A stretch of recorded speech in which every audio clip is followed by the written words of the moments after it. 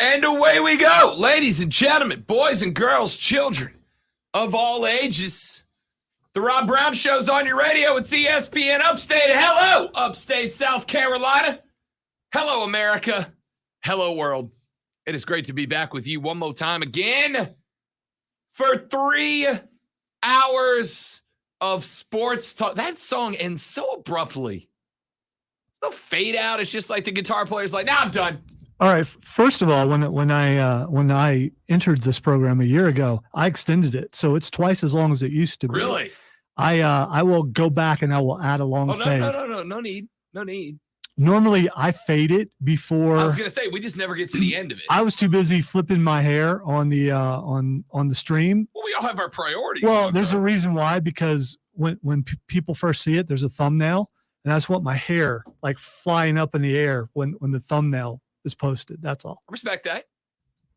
Look good, feel good, play good, win good. It's not a cliche, it's a truth. I'm into scientific experiments today, as you well know. You really are. Yeah, I don't know. Lonzo today was doing physics experiments in the office. By that I mean seeing how many walls could he ping various Nerf guns off of based on trajectory, momentum, force vector upon leaving the Nerf gun. You know what? You're listening to this and you think your job is cool. No, it's not. Yeah. No, it's not. Lonzo and I are sitting there with protractors and compasses trying to figure out, can we get a fourth wall? We can hit if we count the ceiling as a wall, we can get 3. Is there a way to get a 4th in there? And the answer was no, there's not. There is, but we just need a cooler Nerf gun. But as far as I'm concerned, Lonzo, that's just justification for us to buy a bigger Nerf gun. I have one. I just don't have it here. It's the one that will put whelps on you.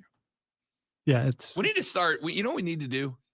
We need to start issuing bounties on different people in the building. First one to pop up with a Nerf gun wins the bounty. Ooh, I am down for this. Yeah. I am absolutely down for this. We could start a war that could be fun. Yeah, we could. I know the weirdos on the morning show. You've seen my arsenal, so I got a decent arsenal of guns, and I know someone with the rotary thing. I don't know what those are called. Like a drum. Yeah, the kind of Jesse the Body Ventura had on Predator.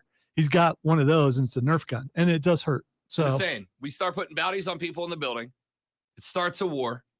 I don't hate the plan. Could be an HR violation, but I'm willing to take a risk because who's HR? Ladies and gentlemen, for those that are listening, yes, we are grown-ups, and yes, we do have a job that we're probably going to get away with this. Well, here's what we are doing. It's a good thing in this building for cross promotion. We've talked about that. I mean, and been told camaraderie. Yeah, and nothing does it more than Nerf. Correct.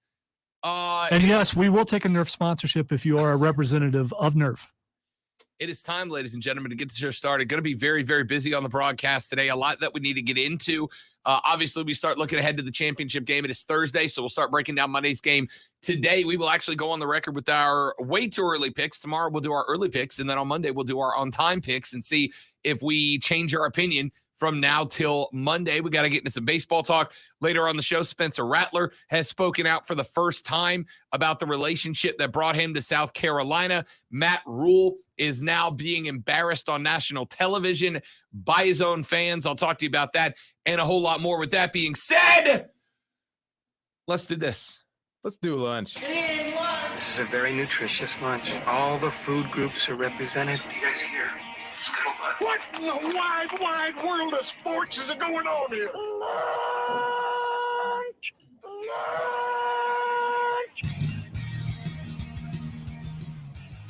It is the lunch breakdown, the 3 things you need to know before you go start talking sports with your friends, family, coworkers, or the dog.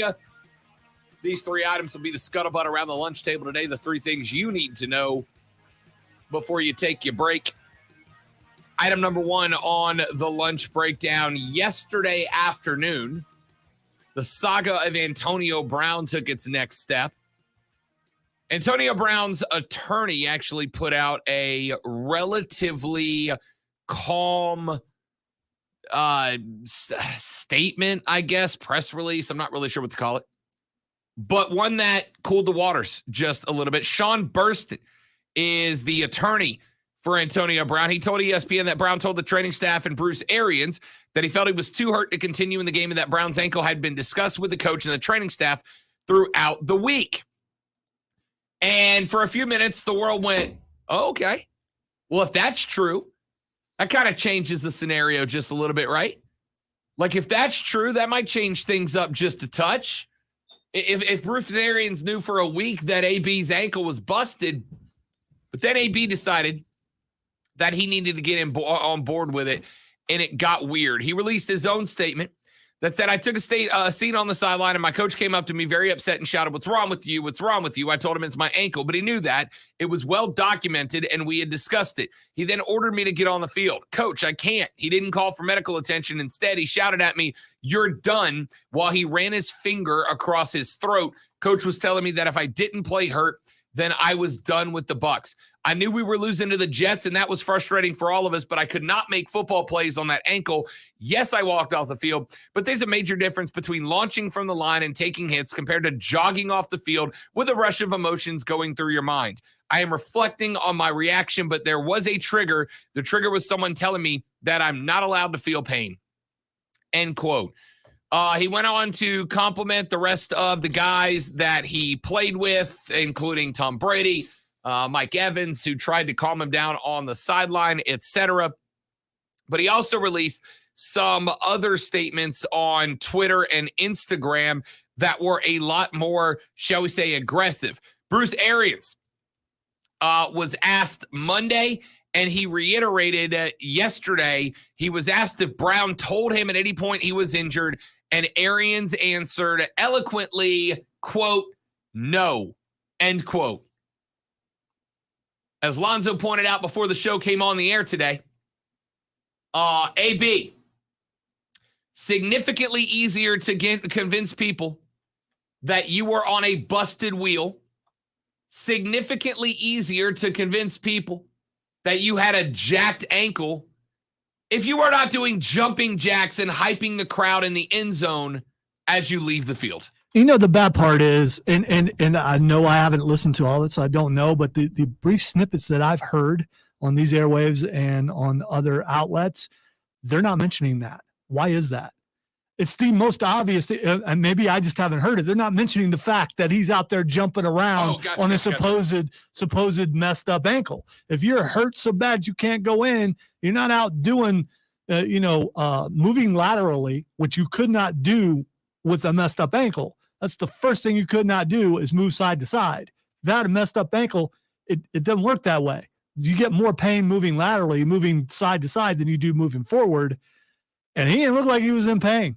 He did not. So he ruined his entire case, whatever it should be. I mean, it's about public opinion more than anything because it's not going to solve anything. He ruined that by doing what he did and moving like he did with a supposed busted up ankle. 100% agreed. Texter says Antonio Brown was doing topless jumping jacks in the end zone. How hurt was the ankle really? His credibility is so damaged. I don't think it matters. That on the Preferred Home Services text line at 71307. And yeah, here's the thing. I heard somebody say it earlier, and I'm going to give him credit. I want to say it was one of the guys on the morning show that said what AB doesn't understand at this point is that he has had so much BS throughout his career that he doesn't get the benefit of the doubt anymore. He has given away the benefit of the doubt. You give the benefit of the doubt to people that don't have long histories of acting a fool and acting out on the sideline. And again, I think that there is something wrong with AB. I am not a psychiatrist or a psychologist, nor did I stay at a Holiday Inn Express last night, but I think it's pretty obvious to anybody that has followed this cat's career that my dude is not right in the noggin, and I hope he gets the help he needs. But this was unacceptable, and yeah, he should no longer be on the team.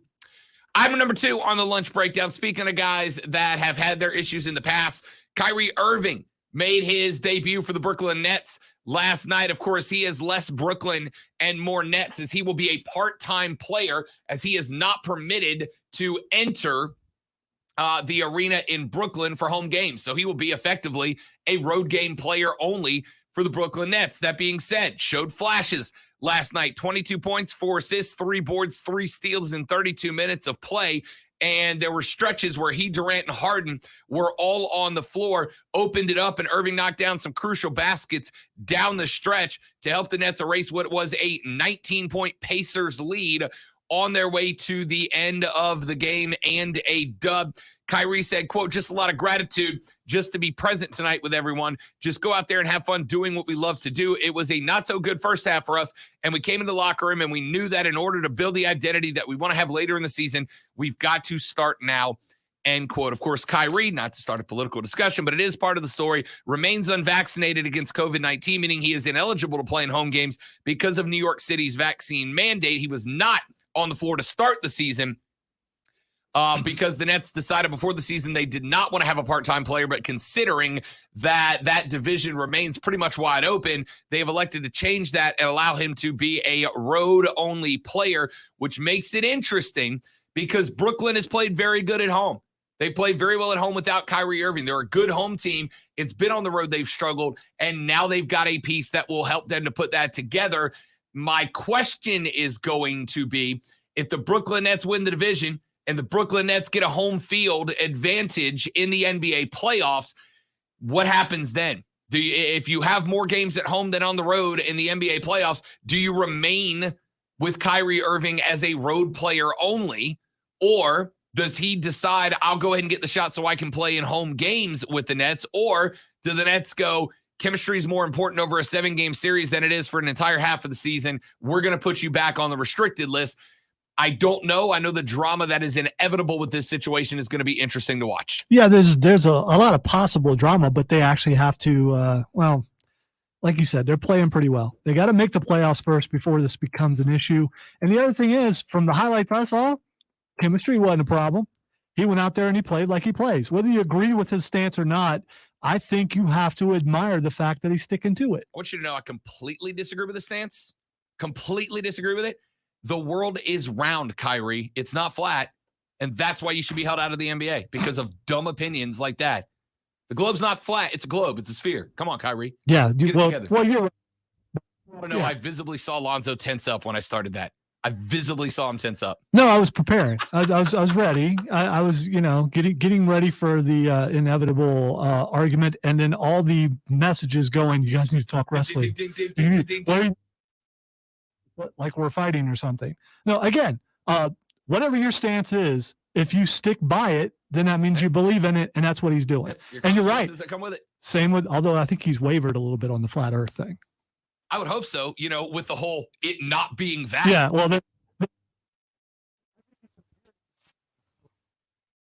somebody's sake, Lonzo. Yeah, I know. That's how we win trophies around here. Absolutely. Nets, by the way, second place in the Eastern Conference, 24-12. They are a game and a half back of the Chicago Bulls, ladies and gentlemen. Yes, those Chicago Bulls lead the Eastern Conference. They are a game up on the Bucks, a game and a half up on the Heat in fourth, and a full 3.5 game up on the 76ers, who are in fifth place right now. The Hawks are 17-20, 9 games off the pace. Over in the West, the Warriors at 29-8 share the lead for first place with the Phoenix Suns at 29-8. The Jazz at 28-10 are a game and a half back.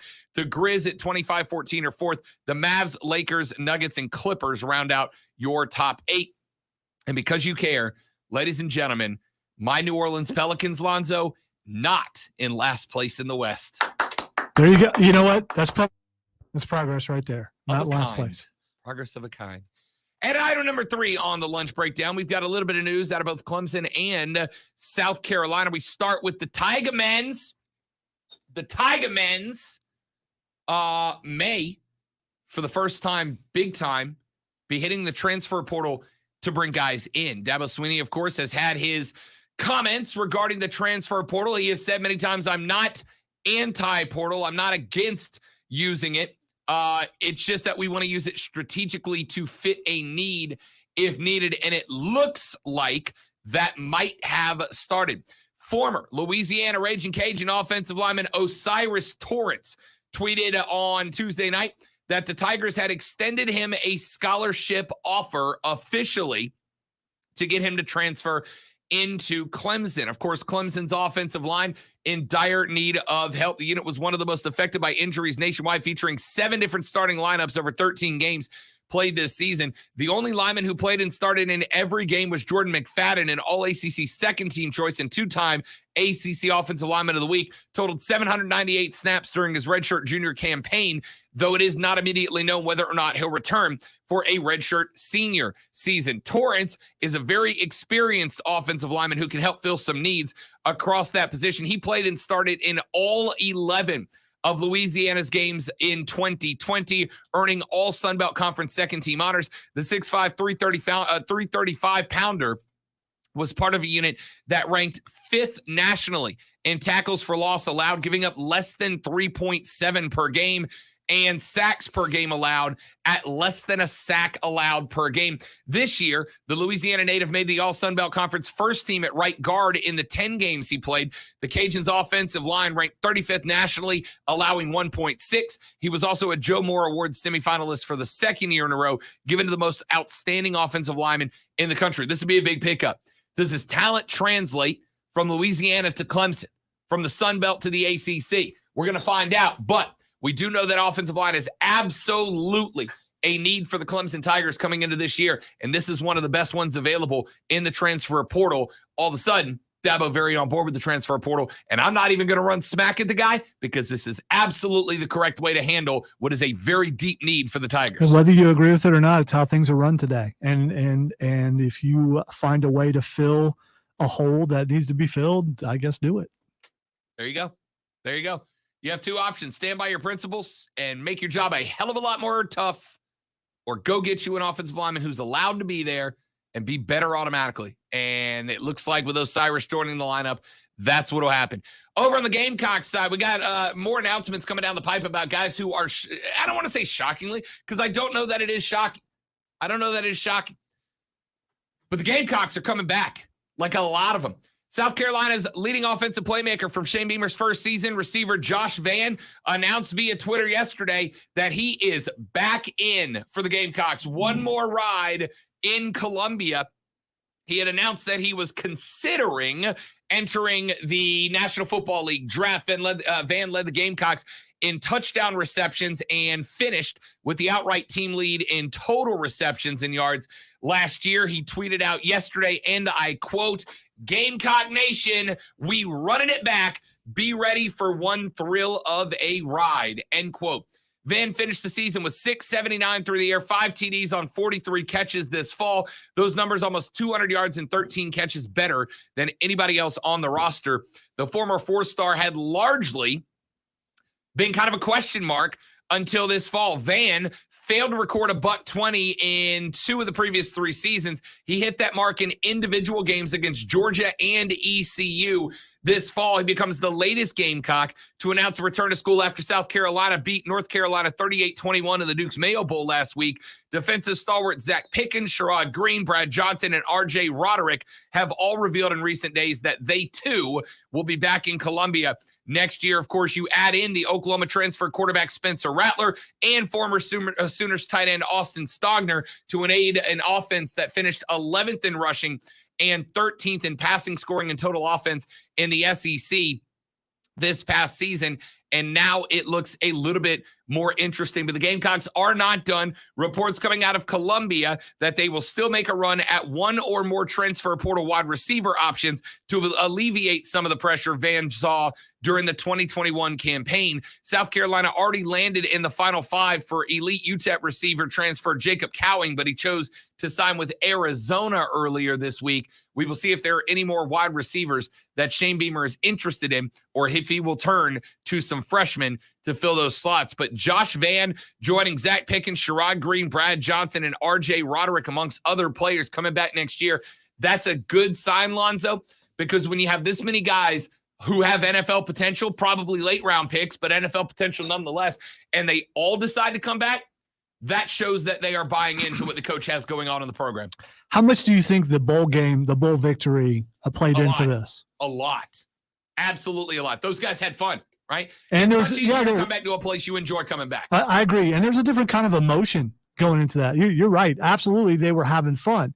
Now, can you make that translate with all those guys coming back, with who you got coming in? Can you take that and move that to the beginning of the season and go with it the entire year? Yeah.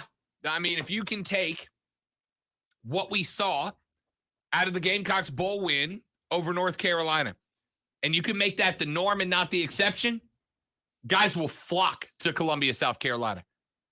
Shane Beamer's clearly built something there that these guys want to be a part of after that win, but now you got to maintain it. That's the key. Maintain. We'll see if they can. They got, I don't know, we looked at the schedule a little bit earlier in the week. I think, Alonzo, and honestly, 8 wins is the expectation next year. I really do. I think 8 with Spencer Rattler is the expectation to start the season. We'll talk about that later on the show. My name is Rob Bradley. Grittman Lonzo's at the buttons today. Let's take a break. We'll come back. We'll get into more South Carolina Clemson football talk when we return on the Rob Brown Show. This is ESPN Upstate.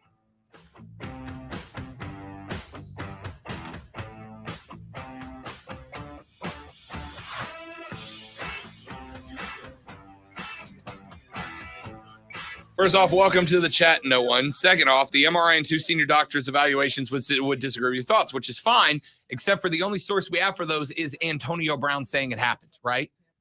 Like my doctor said that, well, I was going to make a really inappropriate joke, but I'll leave it off the front. The point is, unless I mean, sure, if that's true, and if Antonio Brown comes out with reports that those are factual, I'm down. Or if the team comes out and says, yeah, we had those reports, but we didn't read into them, then I'll bust up on the team. That wasn't the point. The point was, hurt or not, doing what he did in front of everyone made it look like he wasn't. Absolutely. And it's it wasn't a good look taking your stuff off and walking out anyway. But when you're jumping and skipping and all the stuff that he did, it makes it look like you're lying about your ankle. Yeah, listen, if the Buccaneers definitely knew about this injury, like if AB can prove that they definitely knew about this injury, because he said it's, quote, well documented. So prove it. If he proves that this is true, I will have nothing else bad to say about Antonio Brown regarding this situation. I will understand. But you're right. I mean, I'm watching him jump and jog off the field right now. And I understand that sometimes you have adrenaline, sometimes you have shock that can dull the pain of things. But the only person who said that this is happening is Antonio Brown. And I don't know if you know this before, but Antonio Brown has been caught lying.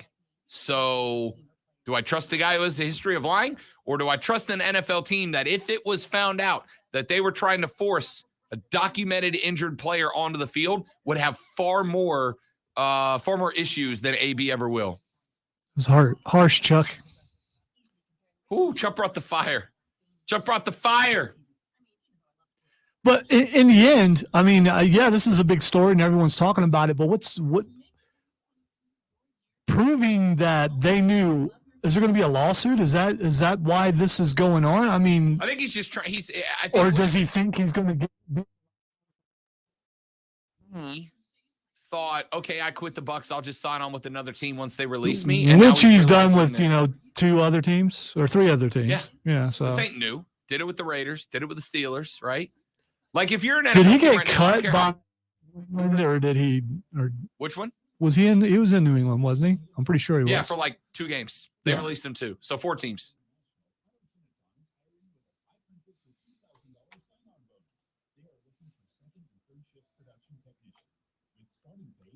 And yeah, Keegan's got a point, because he said in that story that Bruce Arians said you're done and did the finger across the neck. You show me footage of that, I'm good with it. But even still, if Arians said you're done and did this, you still have to prove to me that AB was injured, because if AB wasn't injured and refused to go into the game and Arians did this, I don't care, right? I don't care at that point. I still want to know, okay, if you prove all that, then what? What happens? What are you trying to do? Are you trying to latch on with another team, Yes. or are you with a lawsuit? No, I don't think that he was thinking when he left the field, which means he wasn't thinking, I might be ending my career doing this, right? A lot of guys that are that good, they think there's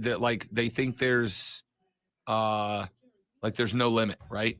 Another team will just sign me. I think the NFL has proven that that's kind of true. It is kind of true. Yeah. If you assault a woman, you can come back. But if you assault your team, that's where the line gets drawn. Indeed, you do. Instant Match instantly connects you with quality candidates whose resumes on Indeed match your sponsored job description. Visit Indeed.com/credit and get $75 as your first sponsored job. Terms and conditions apply. I don't know what it's about, but MJF just tweeted at Jericho, "Stay out of this," in all caps, but only one exclamation point. So, how mad is he really?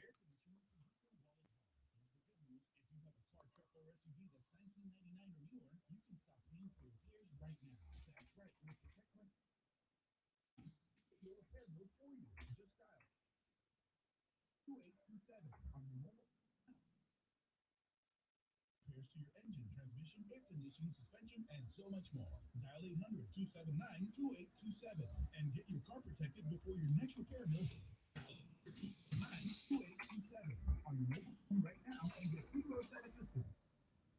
Oil changes. 279-2827 and never pay for car repairs again. 279-2827. This report is sponsored by Freedom Plasma. Did you know blood plasma collected by Freedom Plasma is used for several life-saving therapies? And did you know you could earn hundreds of dollars safely donating yours? Go to freedomplasma.com or call 864-377-8115. I just saw Tim Frisbee's tweet. That's hilarious. That's a great I'm sorry, my nemesis.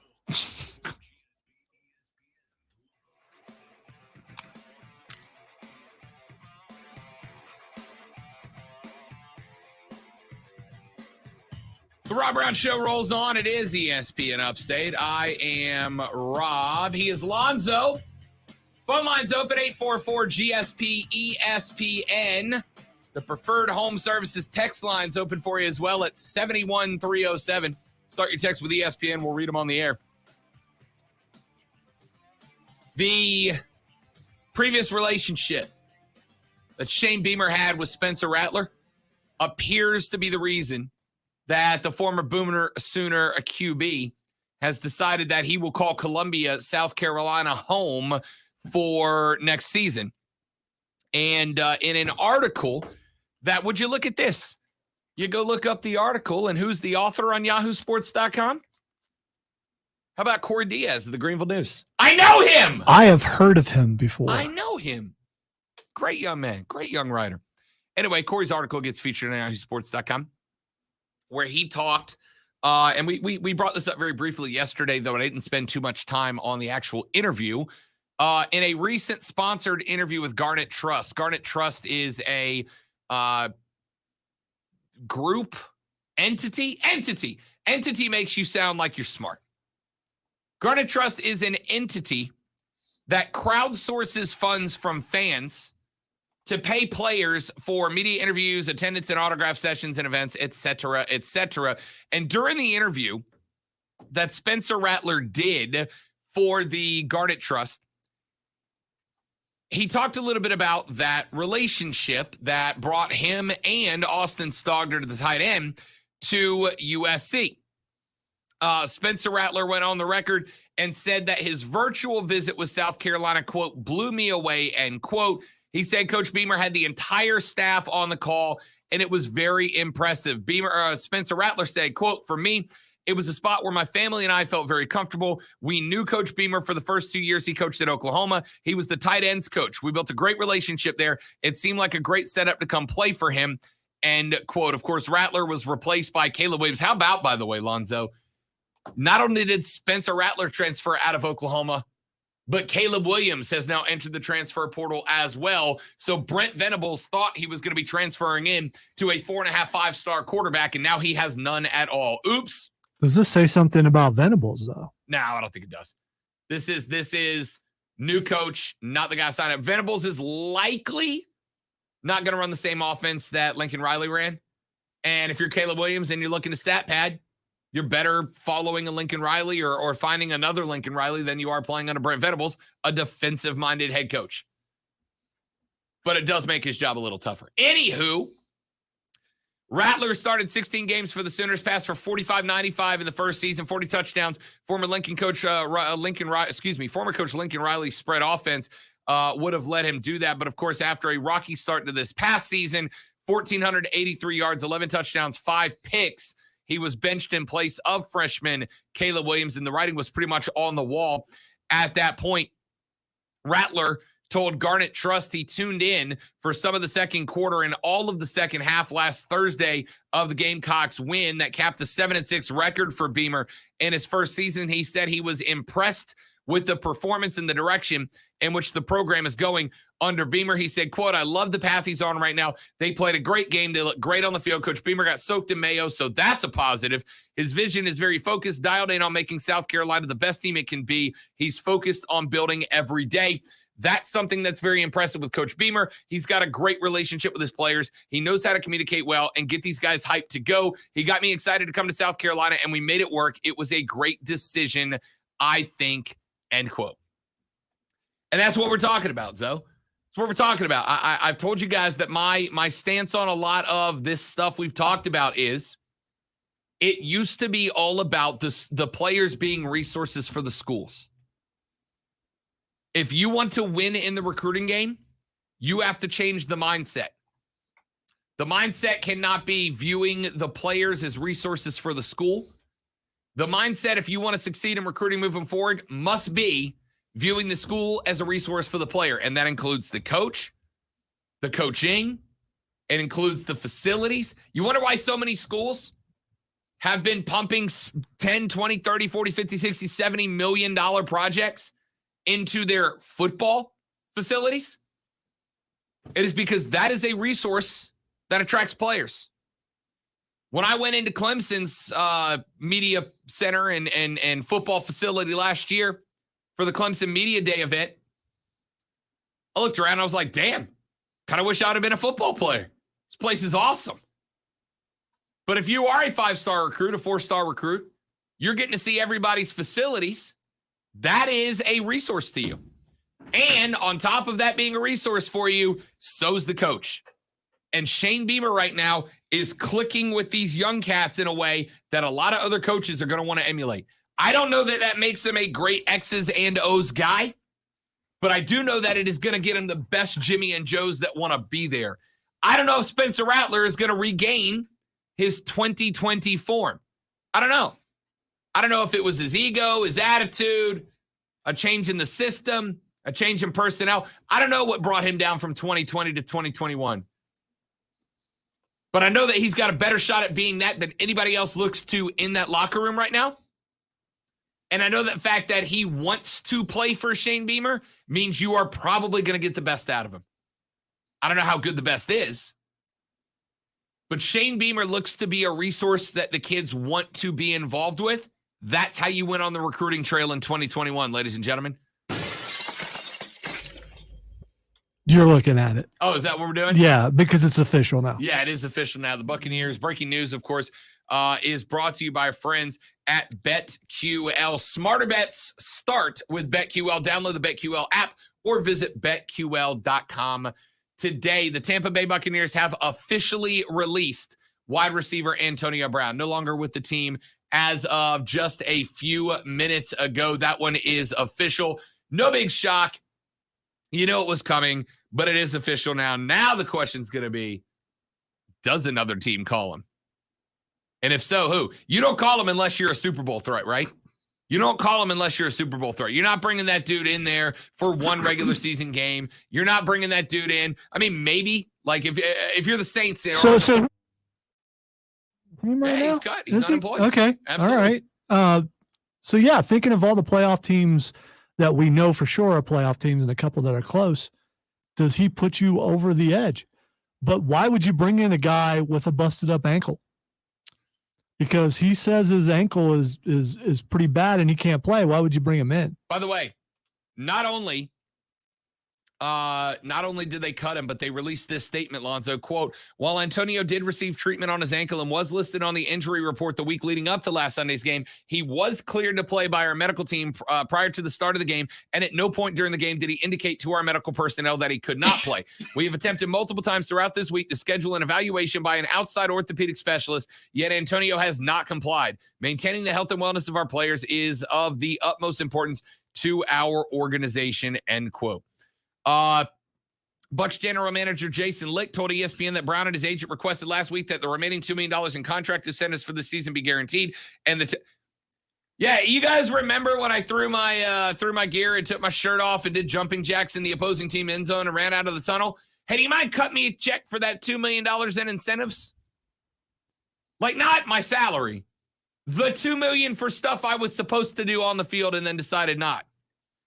Licht also said that Brown did not tell anyone on the Bucs medical staff on Sunday about his ankle bothering him before the game or after it, end quote. If you are Lonzo, the 7 seed in the NFC, if you are the San Francisco 49ers or you are the New Orleans Saints, do you sign a contract for 5 games? No. Because this guy, by his own admission, has a hurt ankle. Why am I bringing in an injured player? Good point. Why am I? I'm not bringing in an injured player. Good call. That's what this is all about, is a hurt ankle. Good call. Texture said the ankle looked very good during the jumping jacks. Yeah, that's what Lonzo said before the show. It's a good point. Texture says, how many one-time transfers do these kids get? Can a kid play 4 years of football at 4 different schools? I'll answer that coming up in just a little while. Texture says, does that mean that South Carolina's returning players add another touchdown to their score against Clemson? Oh, wait, never mind. Oh, okay. We just throwing them little jabs in here today, ain't we? Texture says, hey, Dabo, the portal is for players, not coaches. We have decided we're bringing heat this AM, huh? Quick break. Back after this. I'm Rob. He's Lonzo. This is the Rob Brown Show. This is ESPN Upstate.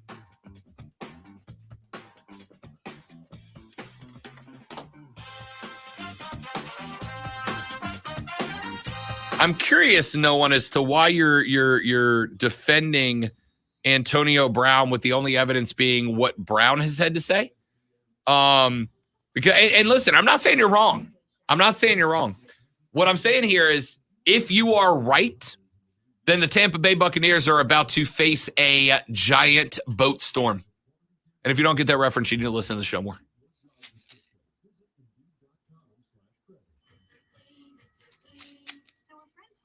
That's my favorite running joke, Lonzo. It never gets old. I used to spend a ridiculous amount of time trying to remove tomato sauce from inside our microwave and soap scum off the bathtub. It's like seriously magic, and my secret weapon for cleaning the kitchen, bathroom, doors, and walls, and even keeping my sneakers clean. Mr. Clean Magic Eraser. Greatest invention ever. Mr. Clean, Mr. Clean, Mr. Clean. Mr. Clean Magic Eraser, the unicorn of cleaning. I need to be able to work from anywhere. So I need to have supplies, well, everywhere. It's possible at Staples. I need the same setup for my home as I have at the office, without twice the cost. Also possible, because your local Staples store has the tools your business needs to get work done. Now get 40% back in a Staples store bonus when you buy any 2 ink or toner cartridges. Explore what's new at Staples, the working and learning store. Ends 1/15, limit 2 in-store only. See staplesconnect.com/store bonus for details. Liberty Mutual Insurance Company presents. Don't you just love the smell of old books? This is a library. Sorry, ma'am. We're looking for a book titled Liberty Mutual Customizes Your Car Insurance so you only pay for what you need. I don't think we carry that, but check nonfiction. It really does devour literature. Please leave. Only pay for what you need. Liberty, liberty, liberty, liberty. I'm Serena Williams. You watch me live on TV. And I'm the girl from that alien movie, Watch on Demand. Our worlds have been brought See if I can find Antonio Brown on Instagram and see what those posts actually say. Maybe let the alien know you can get direct TV streaming with no annual contract. He seems pretty excited by that, actually. Introducing Direct TV Stream, the best of live TV and on demand with no annual contract. Get your TV together at directtv.com. What high-speed internet and device content varies by package location. Restrictions apply.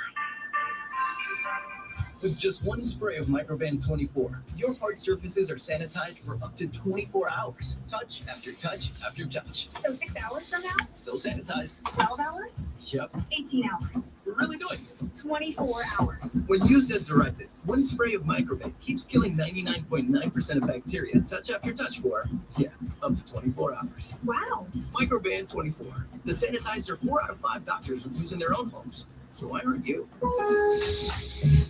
Imagine organizing possibilities with Lowe's, where keeping it all together comes with Project Source Clear Storage Totes starting at $238, and iDesign Plus the Spruce Storage Bin starting at $12.98. Clean up your closet with the closet-made Brightwood Closet Kit starting at $119.98. See, I'm also guessing you don't listen to the show very often, because if you did, you would know that Rob takes the player's side 90% of the time. Yeah, he absolutely does, to the point where it annoys me to death. But, in this case, it's more about, there's a ton of evidence coming out. And again, there's video evidence in front of all of us. If he was hurt so bad he couldn't play in a game, why is he out doing what he's doing? If you call in sick to work, are you posting to social media while you're out at the club or out eating or something? No, because you're smart enough to know I called in sick for work. Someone might actually see this. Also, if I recall correctly, it was, and I could be wrong on this because I'm doing it off the top of my head, but wasn't it his left ankle he said was hurt? Because in the text message that he posted, which I'm currently looking at, unless the picture is flipped, which is a possibility, they're working on his right ankle in the picture that is allegedly to Bruce Arians. Also, it's like that wrestler who forgets which side was supposed to be injured on the last rope spy. The other thing is, and again, the other thing we have to consider is people have faked text messages. Now, I'm not saying AB is. I'm saying I've got to take all possible scenarios into consideration here, because if any of those things, if what AB is saying is true, which it might be, and if it is, I promise you, as I have done in the past, I will issue a personal apology to Antonio Brown for being incorrect. And by the way, I don't agree with him with the whole vaccinated card thing, but the fact that he faked that makes him look dishonest. You're already on the you're already on the boat list. So it's like, why don't you believe me? Well, you were just suspended for lying. Literally so 4 weeks ago. 5 weeks ago, whatever it was. All right, this Antonio Brown scenario keeps getting weirder. AB has posted a picture or what he claims is a screenshot of a text message to and back from Bruce Arians on Twitter. Caption says, "Coach said we never talked." Thinking face emoji. The one with the hands like around the chin, like thinky face. With a picture of his ankle being worked on. And in the blue side, which is the side he sent, it said, "I'm all in, coach. Really can't get to full speed. I want to win. I want to win." It's AB speak. So let me read it verbatim. "I'm all in, coach. Really can't get to full speed. I want to win, want to be there. If I wake up tomorrow, feel better, I'll be ready. Kind of rolled it outside on 2-point play. I want what's best for team LMK. When you free, I'll call you." Arians then wrote back, according to this text message, "Come see me in the morning. We'll talk it out. Definitely want you with us in case you're ready." End quote. We got a guy commenting on the Facebook stream at facebook.com/ESPN Upstate, facebook.com/ESPN Upstate, or twitter.com/ESPN Upstate, or search The Rob Brown Show on YouTube. If you got a smart TV, you can put it up on your screen just like a TV show, and we are better looking than Skip Bayless. So there's that. Guy on the stream goes by the name No One and said, "Have you seen the release text messages? They show Arians knew about this ankle already. Arians flat out lied when he said he wasn't aware. It's not like I'm just taking his word out of the thin blue sky. The text messages are physical proof." My question to you is, why do you choose to overlook physical proof just because you don't agree with AB? The problem is you're placing your own personal perception of what it looks like over an actual MRI and 2 senior doctors' evaluations showing a torn tendon and bone splinters in his ankle. Let me be abundantly clear. As I said on the stream just a minute ago, I'll say it on the air as well for documentation purposes later on down the road. If this turns out to be true, and AB is being totally honest, and all of this is real, I will happily come on the air and personally apologize to Antonio Brown. I'm sure he's listening to the show right now. I will personally apologize to Antonio Brown, and I will absolutely go, as the kids say, ham on the Tampa Bay Buccaneers for mishandling the situation. I don't like Antonio Brown, but it does not mean that if Antonio Brown was genuinely mistreated, that he should be, that the Tampa Bay Buccaneers are off the hook.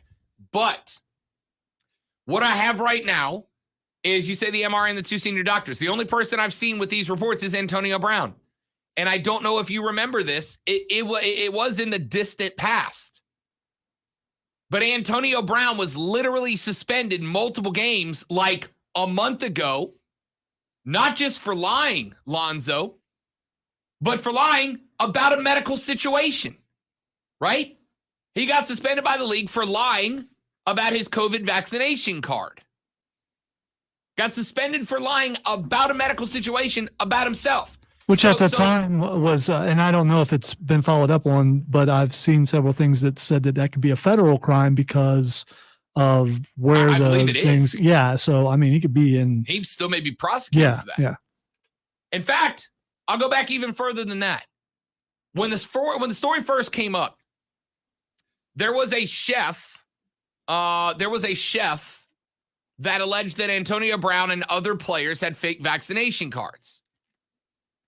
And the story came up after 2 things. Number one, the chef was not paid for work that he had done for Antonio Brown. So I said, okay, maybe the chef's making something up to get back at AB. I'll give him the benefit of the doubt here.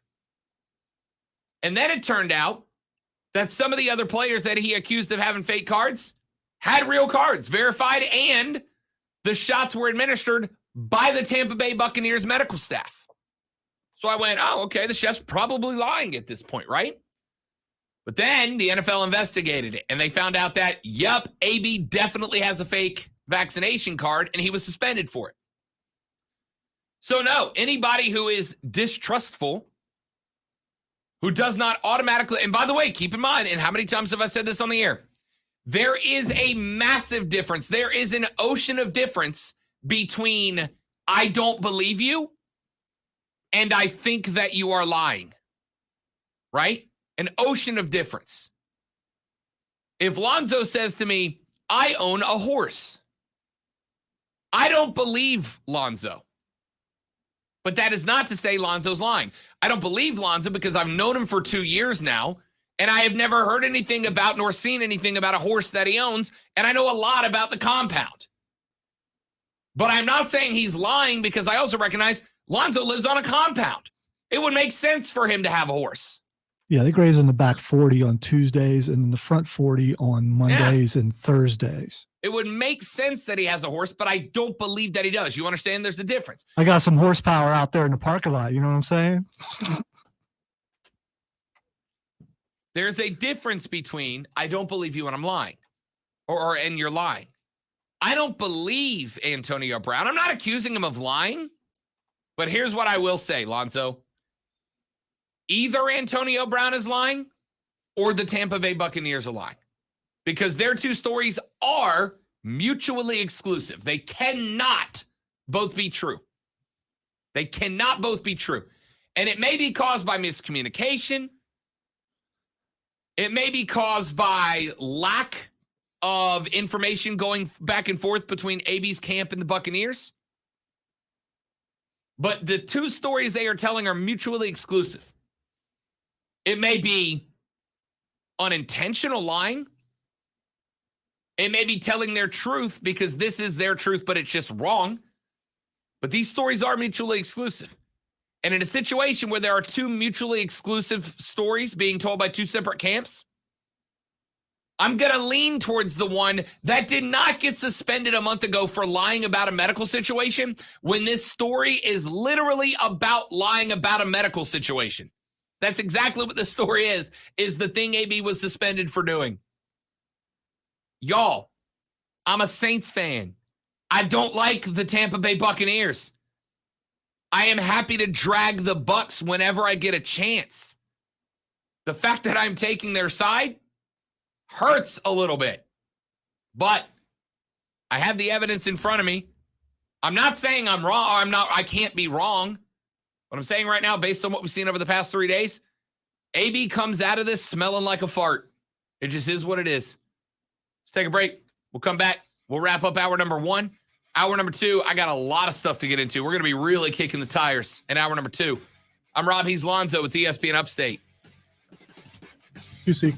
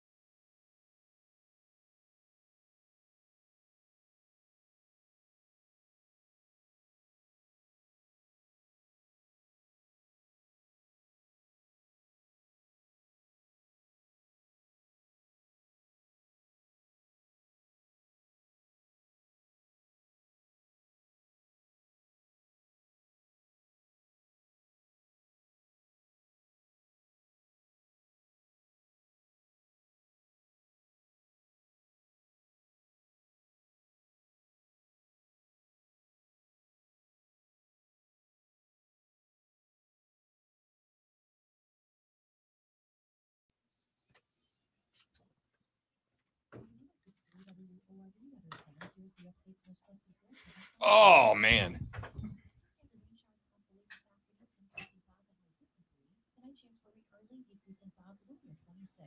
Friday, sunshine, high 45 degrees. Saturday, sunny, high 45, Sunday, chance for rain, high 52. I'm meteorologist Jennifer Buchitsky at ESPN Upstate. Currently, it's 58. Ryan Radke here from Westwood One with a preview of Sunday Night Football. Week 18 wraps up the regular season in Sin City with a primetime matchup of AFC West playoff contenders, the Las Vegas Raiders and the Los Angeles Chargers. Both are 9-7. The winner will get the final spot in the playoffs. Join Ross Tucker and me for all the action from Las Vegas on Sunday Night Football. Sunday night at 7:30. The NFL plays here on ESPN Upstate. This is important news. If you No, Steven. No. Stop it. For a year or more, or you owe back taxes, now's the time to call Optima Tax Relief. Which interview is first? Rashad at 1, Shelly at 120.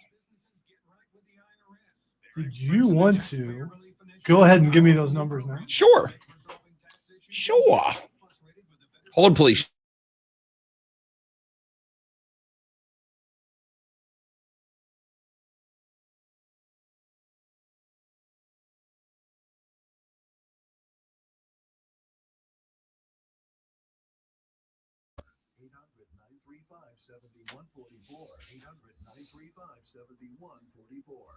I agree with this comment entirely. No one. Completely agree with that comment. It is absolutely a problem that the NFL forces players to take pay. In fact, one of the claims that AB is making that is he was given a shot that he did not know was a painkiller, a powerful painkiller. And by the way, the NFL, it's probably all Major League Sports and college football. Yeah. Yeah, all the way down to high school, maybe middle school football. I completely And agree. it's not just about the teams, it's also about the players' mentality because they feel like if they don't play, they're going to be replaced. So you're taking chances that maybe you shouldn't take.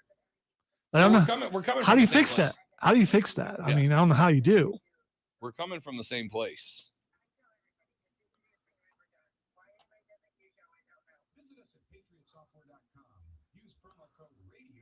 Okay, what's an Oxford comma? An Oxford comma is when you have more than 2 items in a list. My dog, my cat, and my fish. A lot of people write my dog, comma, my cat, and or my dog. Let me set up the sentence the right way. All right, so here you go. There's a book title, and the book title is Eats, Shoots, and Leaves. And depending on where you put commas, that sentence can change from eats, shoots, and leaves to eats, shoots, and leaves. The Oxford comma would go between the shoots and the word and. The Oxford comma is an additional comma that separates the last 2 items in a list, and a lot of people don't use it. So they'll mention the last 2 items in without. Okay, because I always use that. So, all right. You are an Oxford comma user. Yeah, because you're an intelligent human being. That's Anyone who does not use the Oxford comma is a cretin. Because if you don't, then those last 2 items are together. They're not separate. And based on the way that you use them, it can completely change the list. You're welcome, stream.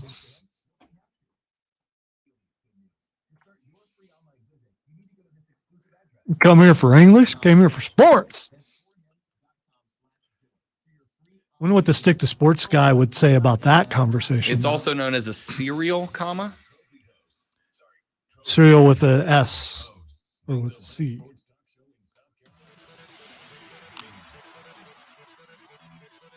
If you want real compelling conversation, join the Facebook stream at facebook.com/ESPN Upstate or twitter.com/ESPN Upstate or search The Rob Brown Show on YouTube. And you search The Rob Brown on YouTube, Rob Brown Show on YouTube. All of the stream videos stay up on my YouTube channel. So you can actually go back and watch shows that you have missed. Plus, you got a smart TV. You can watch the stream just like a TV show. On the stream, we were having a conversation about the Oxford comma, which is the final comma in a list of things. So like if you list 4, 5, 6 things, If you list 6 things, the Oxford comma goes between the 5th and the 6th thing in that list, but a lot of people don't use it, and we have a name for those people. It's cretin, Neanderthal, savage. Use the Oxford comma. You're an adult. It's the proper way to English. I was going to use the joke of ag school graduate, but I would never use that kind of joke. Of course not. Of course not. All right. Use the Oxford comma. Back after this with hour number 2, Rashad Beard of the Panther Nation podcast. Bats leadoff. Mark Shelley of the Swamp Rabbits after that. It's the Rob Brown Show on ESPN Upstate. Oh. We've got to know. Who's trading jabs on Twitter today about a potential fight? Who? Tyson Fury and Francis Ngannou. Ooh, boxing or MMA? Boxing. Ngannou was a boxer before he was an MMA fighter. You know, I like Ngannou, but Fury would tear him up. I don't know, man. Ngannou's going to have more knockout power than Fury's ever. Well, that's the whole thing. He's going to think it's a puncher's chance. Yeah. Fight. Well, no, I And agree. Ngannou needs one shot. Oh, I will tell you that I would buy that fight for sure. Oh, 100%. Only because he came from a boxing background. If he was just an MMA guy, I wouldn't ever buy it. But because Francis trained in boxing for years before he got to MMA. So you never miss a thing. It's why the Score app is one of North America's most popular sports apps. With your ESPN Upstate Sportscenter update, I'm Matt Pauley. Okay, why? I gotta ask him about. Okay, that's gotta be fixed. A 30 should not be stuck in the 60. So a 30 may be stuck in the 60 to hide the fact that there are no 60s. Yeah, that's, so they're running back-to-back 30s instead? No, just 130 in the 60. Gotcha. Which messes up automation and everything. And it's going to cause me to be late calling Rashad.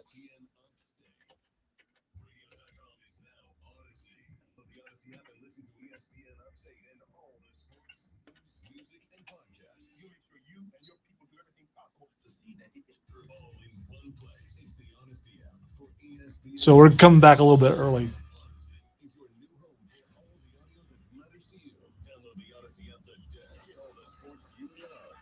I'm getting voicemail. Keep trying. Okay.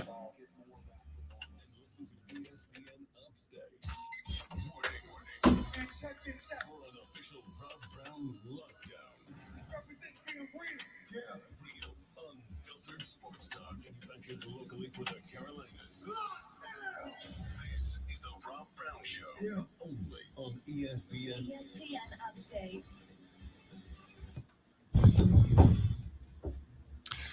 All right, ladies and gentlemen, away we go with hour number 2 with the Rob Brown Show right here on ESPN Upstate. We're working on getting Rashad Beard from the Panther Nation podcast in here. Hopefully he'll join us here in just a moment from now, but we will talk some Panthers either way, ladies and gentlemen.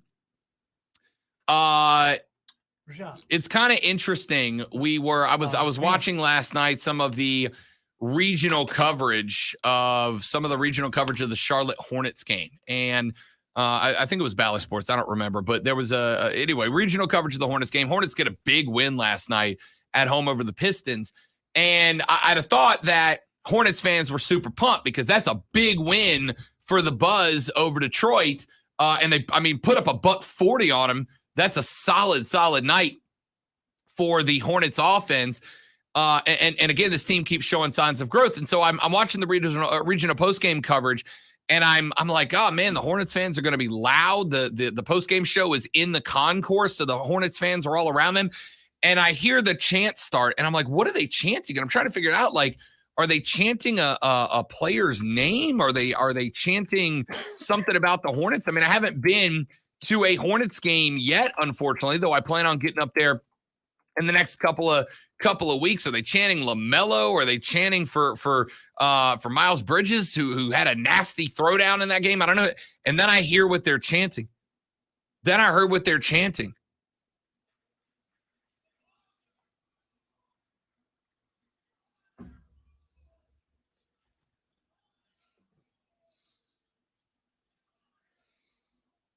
Couple dozen fans on the Hornets postgame regional Sounds show. like more than a couple dozen. I mean, Okay. it's just all right. I was giving a couple dozen because I Sounds don't like- want to be like thousands of Hornets fans, because there were probably 50. I'm going to go with, come on, half the arena. You don't, I mean, unless the mic was right down there in the crowd. It was. Yeah, And, okay. well, they were the ambient mics coming off of the stage in front of the car. Because the point is, a lot of fans chanting "Fire Rule."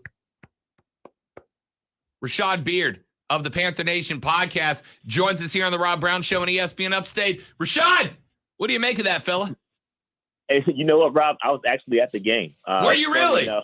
I was at the game. And so you caught the actual portion of where it was at post game. There was a different scenario where it was going on during the game.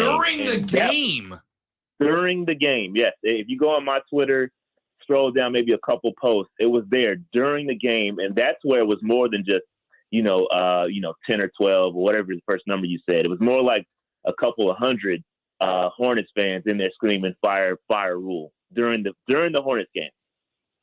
So yeah, it's the buzz, so to speak, is building for Matt Rule to be canned, and we're frustrated. Panther Nation is frustrated. Another loss, 6 losses in a row. So I think Panther Nation and I think Charlotte sports fans in general just want something. We have the Hornets. You spoke about it earlier. Hornets doing a great job. They're trending in the right direction. Picked up LaMelo Ball, and things are going in the right direction. But this is a proud sports area, right? We want to be something proud about, especially our football team. And so, yeah, it's the buzz will continue to build, and the frustrations will continue to grow until Matt Rule is out of here or this thing turns around. We're talking to Rashad Beard, host of the Panther Nation podcast. Follow them on Twitter at Panther Nation PC. Follow them on YouTube, and make sure that you subscribe and hit that notification button so you know when they are going live, which is like a lot. So it's interesting because we got 2 different reports last week, Rashad.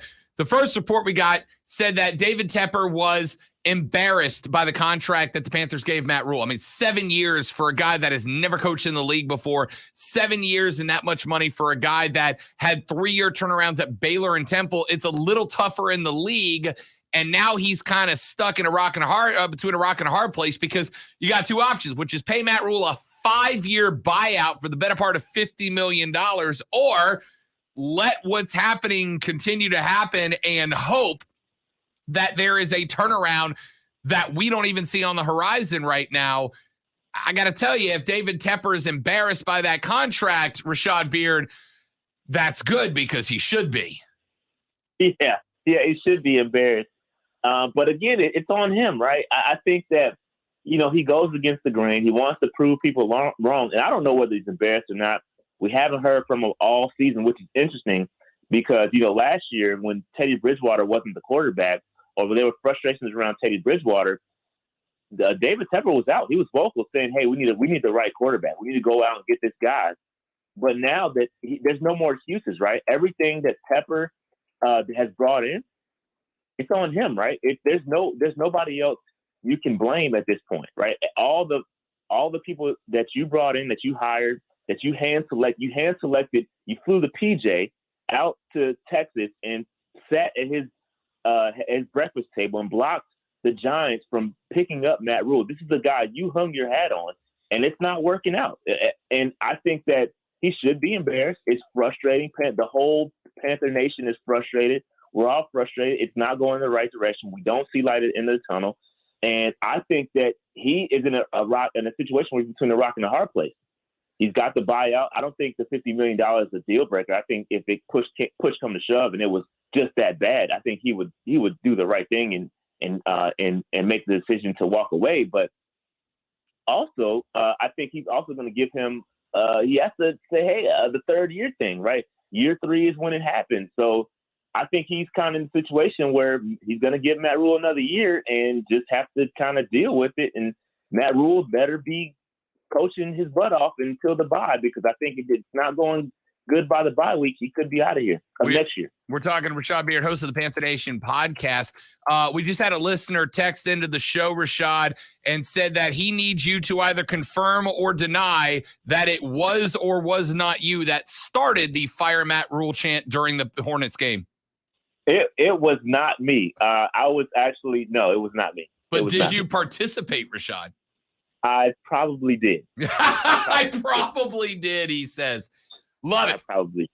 Rashad Beard, host of the Panther Nation podcast. Follow them on Twitter at Panther Nation PC. Last couple of weeks, Sam Darnold's gotten the nod. In fact, I was a little surprised, which, by the way, I don't know if you saw Sunday, Rashad, but the Saints beat the Panthers, just in case you had missed that.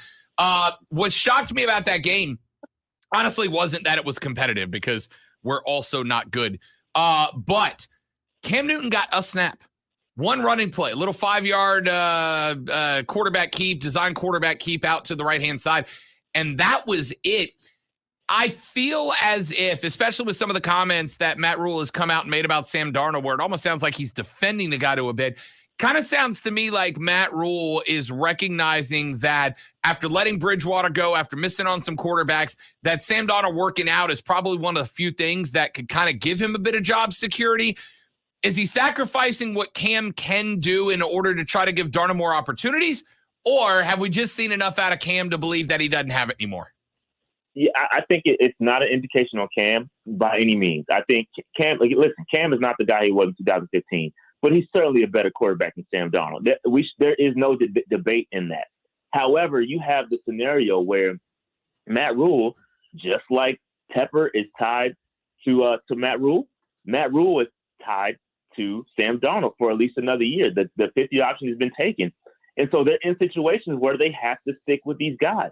You have to figure out what you have for the sake. And like you're saying, dude, I need this to work out. This is probably the last quarterback I'm going to get. This guy has to work out. And so they're going to give, and I said this, I think when there was the buzz that he was going to come back, Sam Darnold, I said that he was going to get the nod, the starting nod whenever he was healthy, just because Matt Rule needs to see what he has in Sam Darnold. Sam Darnold is under contract. We took the 50-year option. There's no way out of it. You have to either pay him or eat the $18 million. Either way, Sam Darnold's paid. He's getting $18 million regardless next year. So you have to either see what you have or just let him walk, and that's a big, expensive mistake. Another mistake at the quarterback to admit. So I just don't see him doing that. So he's going to get every opportunity to fail. Again, if Cam Newton was the quarterback, or when Cam Newton was the quarterback, all we heard was, hey, 2-quarterback system. Funny how now that Sam Darnold is healthy, we're not hearing 2-quarterback system. We're giving Sam Darnold every snap. So just see how that operates and just kind of read between the lines. You can see what's heading. The big question we've had a lot of people ask, and I was going to say this towards the end of the interview, Rashad, but we have had a texter now text in and ask a question that I wanted to ask you. He says, true or false, the Panthers have to trade Christian McCaffrey in order to have any chance of getting better. How many players do they have to dump in order to start yet another rebuild? So I'll ask it a different way, Rashad. A, if there is another rebuild, does Matt Rule get another rebuild year if year 3 goes badly? And B, I think McCaffrey probably with that contract extension has become, if not untradeable, certainly brought to a point where you're not going to get as much value back as you'd like to think you would with the injuries and the hefty contract. But is trading McCaffrey going to end up being a must over the next, let's say, 2 seasons? Yeah, I think I was going to say maybe not next season, but I think you're going to have to strongly consider it after next season. And again, I think Matt Rule's going to get another year to build with what he has.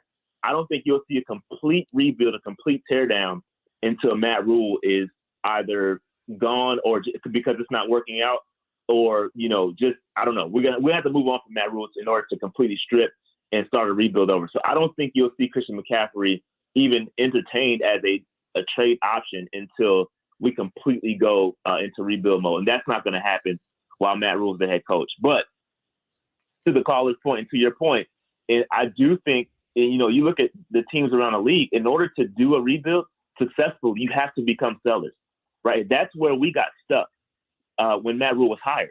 We tried to do a partial rebuild. We tried to keep this, keep that, keep this player, keep that player, and kind of piece it together, and it didn't work. In order to really do it right, you have to, obviously going to keep some players, right? You're going to keep a Brian Burke, you're going to keep the guys on the rookie deals, but some of these stars, you have to then let go for trade assets, like Christian McCaffrey. I never liked his contract. I never liked it from the beginning. Now you're in a reactive mode to where you're looking to move a guy that's one injury prone, and he's great while he's on the field, but is he going to be able to stay on the field? So he's damaged goods at this point. So there's no value in that. And his contract is crazy. So it's too late to now think about, trading Christian McCaffrey, because you're not going to get the best side of the trade. You're going to get the worst side of it. So I just feel like until Christian McCaffrey is healthy again, maybe we can build that trade value back up.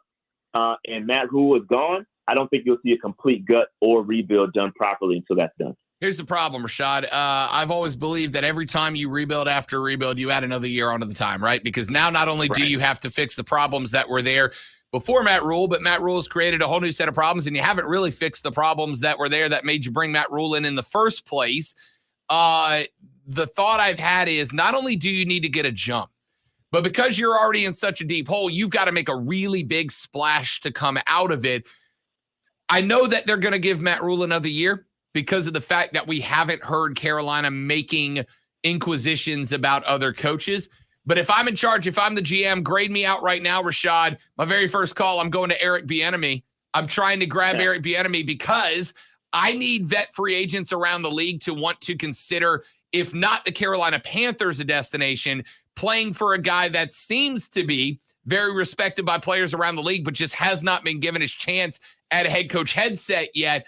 I'm going Eric Bieniemy because I feel like in order to get out of this deep of a hole, Rashad, without going full nuclear warhead on the whole franchise, you got to make a big splash, and I think that's the biggest one available. Yeah, I love Eric Bieniemy, by the way. I think he should be a coach by now.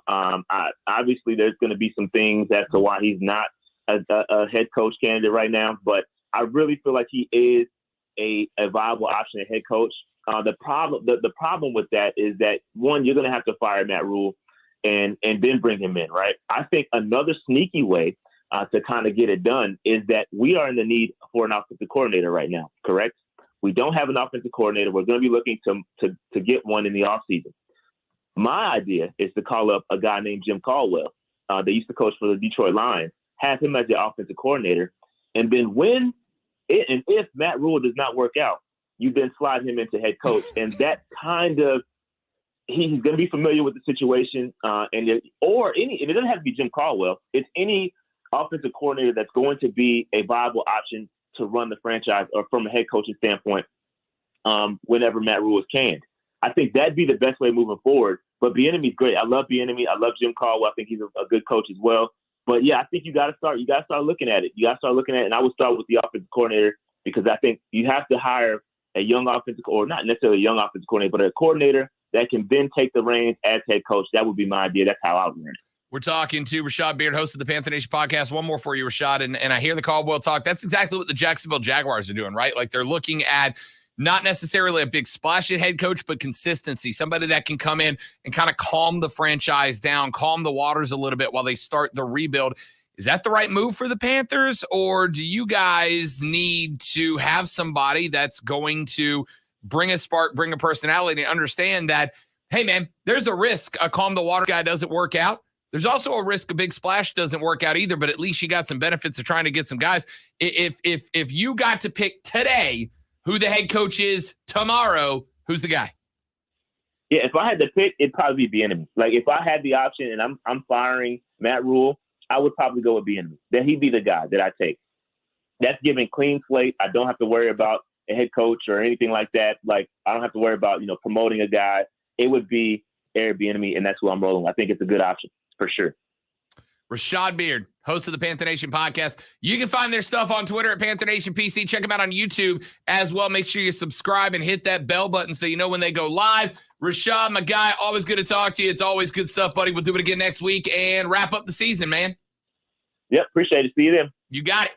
That's Rashad Beard, host of the Panther Nation podcast at Panther Nation PC on Twitter. When we come back, Mark Shelley, voice of the Greenville Swamp Rabbits, joins us as we got a couple of away games on Friday and Saturday, but we're back in the well on Sunday. We'll break down where the season stands right now, some call-ups, some call-outs, some new signings. We'll break them all down on The Rob Brown Show and ESPN Upstate.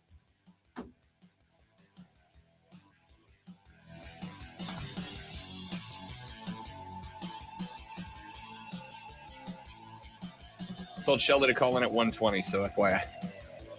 You got a golf lover in your family? Maybe you need a gift. Maybe you need a Blue Christmas.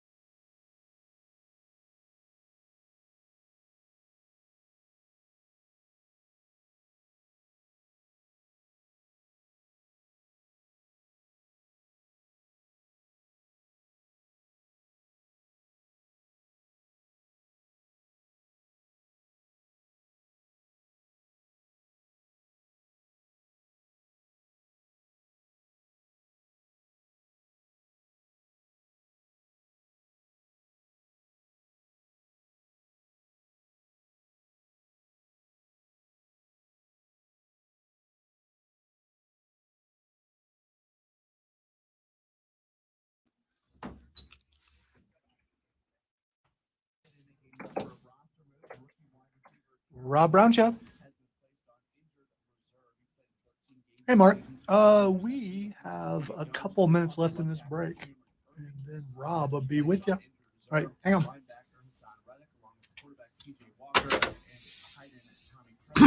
all been activated from the COVID-19 reserve list. They also signed defensive end Jacob Mariner off of the Pittsburgh practice squad against the Panthers and the Buccaneers on Sunday on Classic Rock 101.1. Download the Score app today. Lightning fast sports alerts so you never miss a thing. It's why the Score app is one of North America's most popular sports apps. With your ESPN Upstate Sportscenter update, I'm Matt Pauley. ESPN Upstate is your home for Furman Paladins men's basketball. Every play, every game on ESPN Upstate. 97.7 FM Greenville, 97.1 FM Spartanburg. On your computer, smart speaker, and phone on the Odyssey app.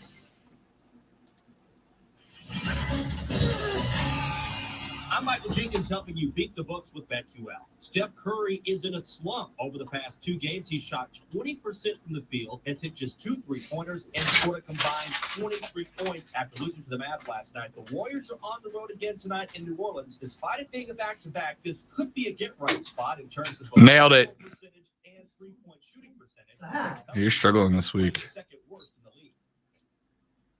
You know what it is, though.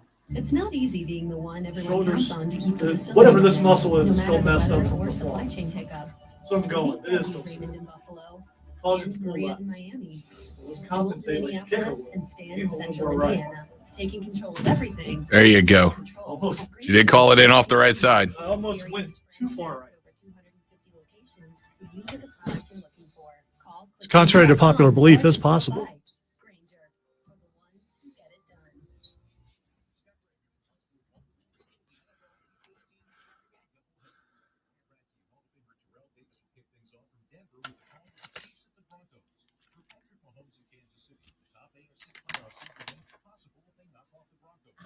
In the second game, 2 playoff-bound teams from the NFC East meeting Philadelphia with seeding on the line, and the Eagles host the Cowboys. Coming off a loss to the Cardinals last week, Dak Prescott says they are not discouraged or afraid. We're excited about just where we're headed and what direction this team's going to go. So, I mean, line them up. We'll play here, we'll play that place, that backyard, whatever. I've got a lot of confidence in this team. Dallas also has the rare opportunity to call the sweep of the division this season. Brandon Gaudin and Anthony Beck will call the action. Join us for the NFL Week 18 Saturday doubleheader. Get ready for the game with more details and preview at Westwood One's. Got a weird rattle under my hood, and I'm afraid to open up the hood. Ruh-roh, Shaggy. Because I think it is a possum. Just dead in there floating around. Just a whole ass possum. Yeah, just. There are no skinny possums in our area. They're all fat. So it's a big old fat possum. Although those things are nearly indestructible, I'll open up the hood and they'll just come at me. Visit one of our 6,000 stores or order from AutoZone.com. Same-day store pickup or next-day delivery. Restrictions apply. Aristotle once said, knowing yourself is the beginning of all wisdom. Plato once remarked, the measure of a man is what he does with power.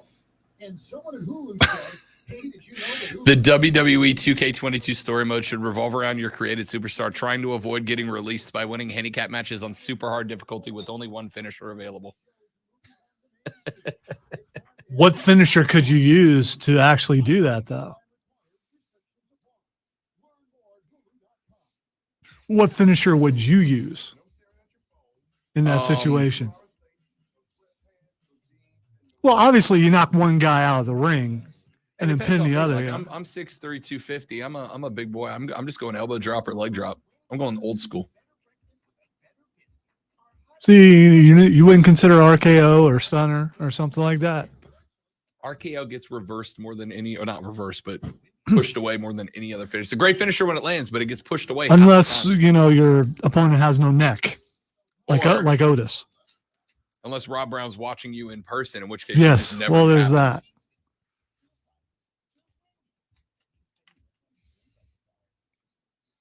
I think maybe a pedigree or something like that. Just because, or a tombstone pile driver. That's what I'm going with. I'm knocking one guy out of the ring. I'm going tombstone. Not allowed to do that in WWE anymore, unless you're Very trusted. We didn't. Oh well, yeah, we did say it was WWE, but it's a video game. You can get away with more stuff in the video game. So, or the Gotch pile driver, which looks even worse.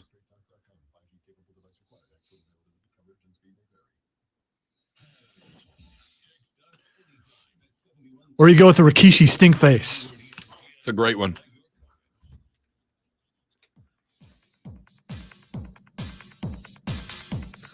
The Rob Brown Show back on your radio. This is ESPN Upstate. Rob, Lonzo, you, and to the phone lines we go. Ladies and gentlemen, to welcome in once again the seductive stylings, the voice of your Greenville Swamp Rabbits. My man Mark Shelley is on the line. Mark, what's up, big fella? He said, optimistically awaiting the arrival of one Mark Shelley's seductive voice, which is there. We go. Now we are. He forgot to unmute. You're giving Lonzo anxiety attacks over here. Oh no.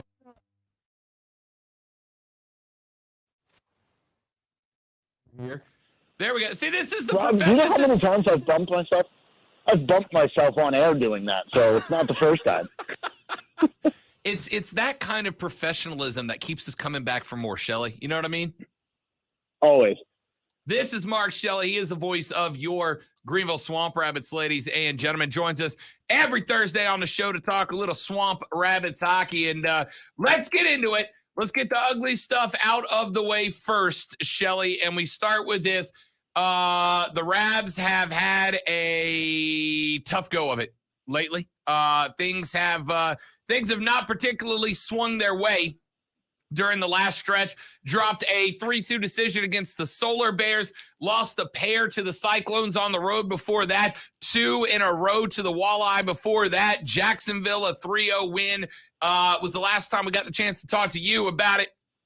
What is, and I hate to ask this because it makes me sound like I don't know hockey, but I don't know how to better ask the question, Shelley. What the hell's going on, man? Yeah, I think it's just sometimes there's those stretches where the puck doesn't bounce your way, and I think that's what we're seeing right now. I think that, with the exception of that 6-1 defeat, where other than those first 3 goals that put the Swamp Rabbits in a hole, they bounced back. They played really good hockey for the next couple of minutes, and then another deflating goal, and they tried to chip away at it, but that was just the Cyclones' night, right? You're going to have those nights like that, and then. These other games, it's now 9 of their last 14 games have been decided by 10 goals, by 1 goal. So, obviously these are games that are very winnable for the Rabbits, and sometimes they're just not finding the bounces. You're seeing hit posts, and you're left at the end of the day. I've talked with Lordo about this after games and at different times, and he said the same thing. Sometimes it just isn't meant to happen, right? But they have to find a way to overcome that. And I think that they know that, and they've come so close to snapping the skid. And once they do, I think it's going to flip around, and they're going to be sort of rallying behind this streak here that they've suffered some tough defeats for, and they're going to get back on track in a big way. We're talking to Mark Shelley, voice of the Greenville Swamp Rabbits, here on the Rob Brown Show and ESPN Upstate. And it's if you follow Sports Shelley, you know that these streaks happen. And you're right, it can be bounces of the puck. It can be you just have a couple of nights off. But one thing that, and we've talked about this in the past, one thing that makes it interesting at this level is not just that guys are coming and going, but just how much roster movement. I mean, you guys, it seems like every week I'm getting an email with so-and-so's been called up, so-and-so has returned to the team, so-and-so signed a new contract, etc. When you have that much change, and of course, I don't know if teams like South Carolina and Jacksonville, Orlando face as many moves as we've seen this year. It seems to be an exceptionally fluid year for the roster for you guys. How does that impact the team's ability to kind of find that chemistry and to kind of find that consistency that makes for good hockey? Yeah, you're right. This is one of those years where you look at it and you say, you've never seen this kind of movement before. And with the taxi squads coming back in at the NHL level and the COVID issues they've had at higher leagues, that makes a lot of movement. And, at the end of the day, that's what this league's about, right? It's a developmental league. So, yes, winning and losing is great, but, winning is great, and the record certainly does matter, and it's about winning games and bringing home a championship. But, you also have to take into account that's what this is for. This is for the opportunity to develop players to the next level. And, you see a case with Max Zimmer. Plays exceptionally well for the Swamp Rabbits. He's gotten a number of call-ups, signing some PTOs with Charlotte, and then is rewarded with an AHL contract, and now he's up there. There's 3 players in Ontario right now with the Reign. I mean, there is movement all over. Frank Hora is still up in Syracuse. They get some relief with Alec Rauhauser coming back from the Stockton Heat. But, yeah, there's a lot of movement around, and when you have that, sometimes you got to bring in new guys that are fresh into learning the system, and it takes a little while to find that rhythm for those guys. So that can always be a challenge, but you still have those guys that have been here all season long. And, maybe some guys have gotten a call up once or twice and had that experience at the next level, but they've also been here for a number of games. So they know how the system works. And some of these guys have been under Lordo for 2 years now. And in cases like Bryce Reddick, has been under for a number of years, playing under him over in the UK. So they know the system. When these new guys come in, it's how do we get these guys integrated into that system as fast as possible? And sometimes it does take a few games. And, that's the unfortunate reality we live in these COVID times with all these roster movements. But the movements that come because they're warranted because of the play and the excellent development skills that Lordo and Coach Barsky are putting on downstairs, those you have to celebrate and say, it's tough for us, but you got to move on from it and try to get those guys into the system and learning it and succeeding as fast as possible. Mark Shelley, voice of the Greenville Swamp Rabbits, joining us here on the Rob Brown Show on ESPN Upstate. So we got a couple, actually a triple coming up against the Atlanta Gladiators. The first 2 Friday and Saturday night, going to be on the road in the ATL. We'll make our way back to the Well, 3:05 on Sunday before we have a full weekend stand next weekend at the Well, which we'll talk about coming up here in just a minute. But an Atlanta team that we have seen quite a bit of, a couple of spots behind them in the standings as of right now, but a team that arguably have more familiarity with, at least this season, than any other team in the division, and we get another trio against them. What expectations do we have? What are we looking to see out of the team, both in the 2 roadies and when we get back to the Well on Sunday? Yeah, well, you said it perfectly there. This is a team that the Swamp Rabbits are very familiar with. They're 3-3 against the Gladiators. 6 games. This will be 7, 8, and 9 for them. And we're still before the midway point of the season.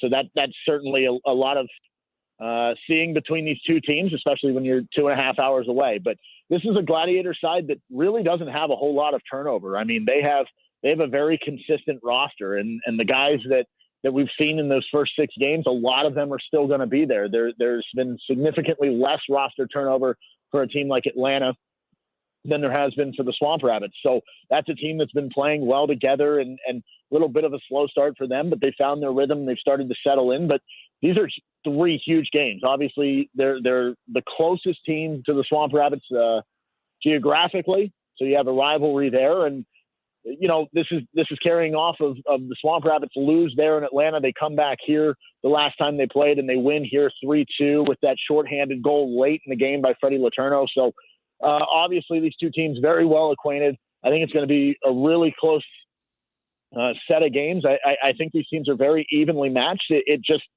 comes down to the Swamp Rabbits using those new players that come in, trying to integrate them into the system and get back on track. Mark Shelley, voice of the Swamp Rabbits here on the Rob Brown Show and ESPN Upstate. So we get the trio against Atlanta out of the way this weekend and hopefully get more points than we don't. A handful of points would go a long way. Just need 3 to move up into 5th place and 6 to get up towards the ATL and jump into the top 4 in the South Division. Next weekend, got a real interesting weekend at the Well when we kick off on the 14th, and then another one on Saturday and Sunday, the 7:05s on Friday and Saturday. But I want to talk about Saturday night, Mark Shelley, because as a hockey fan and a NASCAR fan, you guys actually got something really, really cool coming up I'm excited about. Yeah, we do. We have racing night on the 15th, and we're really excited about this. Obviously, working with the Spire Motorsports, part of our ownership group of Spire Sports and Entertainment, and we're bringing in some NASCAR drivers onto the to the pregame meet and greet when doors open at 6:00. It's not a special ticket you have to buy. If you have a ticket into the game, you can go and meet drivers like Corey LaJoie, Justin Haley, Ross Chastain. There's a whole bunch of drivers. We're going to have that car that was driven at the Cookout Southern 500 by Justin Haley, the Bon Secours, and the Swamp Rabbits car that down at Darlington. It ran down there. It's going to be on the concourse. Fans get to see it up close and personal, take some photos with it. It's going to be a great night. I know all the Swamp Rabbit staff is very excited. And, it's going to be a good game. It's going to be a game, you can't forget about the hockey aspect of it either. You get the Florida Everblades coming to town. Swamp Rabbits looking for a little revenge against a team up high in the standings. I do have a question. Can you score me a ride in the car? I don't know if the car has an engine. So, I could probably sit you in the seat and push you around the concourse, but... You know what? I accept it. I accept it. You have to make the vroom vrooms. I accept it. He said it on the air. It's still a contract. Yeah. I accept it as done. Mark Shelley is one of the best in the game, ladies and gentlemen. If you have not gotten the privilege of hearing him calling a Greenville Swamp Rabbits game, I fully suggest you do. The dude is one of the best play-by-play guys I've ever gotten the chance to work directly with. Shelley, I appreciate you, my man. It's always good to talk to you, and very much looking forward to the next time that, I can't say what you were doing Monday unless you can talk about it, but let's do it again. What do you say? I say we do it again, and we certainly hang out off air, on air. Hey, we have a great time, right? I like it. Hey, we'll see you at the hockey game on Sunday, my guy. Great. Head to swamprabbits.com and buy your tickets. We'll see you there. Listen to my guy. Swamprabbits.com. Buy your tickets. We've got not just the Sunday nighter, but next Saturday night is racing night. First 1,500 in attendance get a free cooler bag courtesy of Healing Leaf. And not only that, but the Swamp. Have you seen the Swamp Rabbits car? It's actually really rad. They put the Swamp Rabbits logo. It was running when I went up to Charlotte for the race last year. So the Swamp Rabbits car was actually running in Charlotte. Got some cool pictures of it. It was awesome. All right. Let's come back here in just a minute. And when we do, we get into a couple more stories, including a number of Dallas Cowboys complaining about officiating. And if the Cowboys are mad about it, y'all know something's wrong. We're going to talk about that coming up here in just a minute from right now. Plus, we've got to start talking national championship game breakdown. We'll do that all and more coming up on the Rob Brown Show and ESPN Upstate.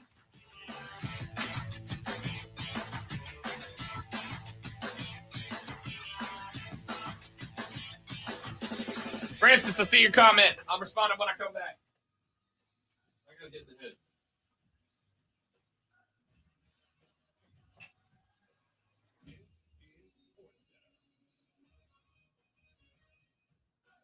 I'm Christine Lisi with breaking news from the NFL. Antonio Brown officially no longer with the Buccaneers. The team formally released him today, said while the receiver received treatment on his injured ankle and was listed on the injury report leading up to last Sunday's game, he was cleared to play by the medical staff before the game, and at no point during the game did he indicate he could not play.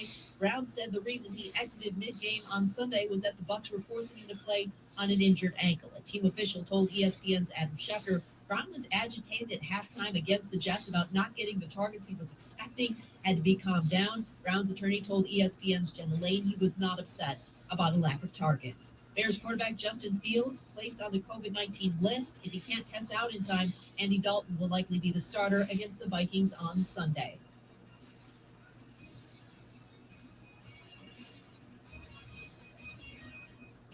The Eagles Market Studio. This is ESPN Upstate. 97.7 FM Greenville, 97.1 FM Spartanburg. ESPN Upstate. An Odyssey station. Sometimes it's the little things. At Eagles, we know there's no one we'd rather share than doing it to remember what's good. Eagles, all the ingredients are there. This week at Eagles, select sizes and varieties Cheez-It crackers, 2 for $6. Select sizes and varieties Dunkin' Bag or K-Cup coffee, $4.98 each. And select sizes and varieties General Mills cereal, 2 for $5. Eagles, low prices, love the savings. It's not easy being the one everyone counts on to keep the facility running, no matter the weather or supply chain hiccup. But we get you, Raymond in Buffalo, and Maria in Miami, Jules in Minneapolis, and Stan in Central Indiana, taking control of everything that's under your control. At Grainger, we're here for you with experienced branch staff at over 250 locations, so you get the product you're looking for. Call clickgrainger.com or just stop by. Grainger, for the ones who get it done. Hi, this is Tiki Barber. Peloton is bringing so much new for the new year. With the Peloton bike, you get access to new classes and new artist series. Punch up your power with Peloton Boxing. Work out to your favorite music with 100+ artist series classes. For a limited time, experience it all with a $550 value off the Peloton Bike Plus, including $300 off the Bike Plus and free setup and delivery. A $250 value. Terms apply. You could save big when you bundle your home and auto with Progressive, but when we just come out and say it, it feels like it falls a bit flat. I've just learned very important information. Yes. Number one, Macaulay Culkin's name on Twitter is Incredible Culk, which is a great Twitter name for him. Yes. And number two, Paul Heyman is available to be booked to perform weddings. Perform as in Perform as in officiate your wedding. officiate. Okay. Correct. So now I have some limited amount of time to convince the lady friend that if we get married, I want Paul Heyman. I am just And I don't care how much it guessing. costs. I'm just guessing that that you can't afford. I'll figure it out. I'll take Okay. out a loan to get Paul Heyman to officiate my wedding, but only if he introduces himself the correct way. I was going to say how many people at your wedding would actually recognize him, but I'm guessing probably a good lot. amount. Yeah, A probably a good lot. amount.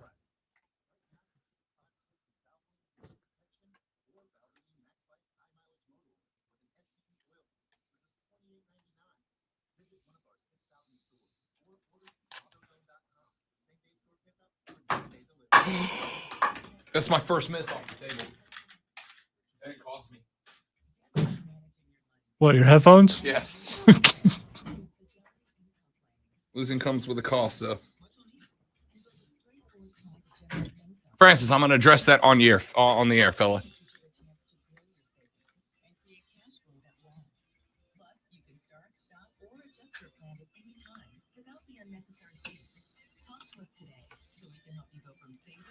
Dance all night.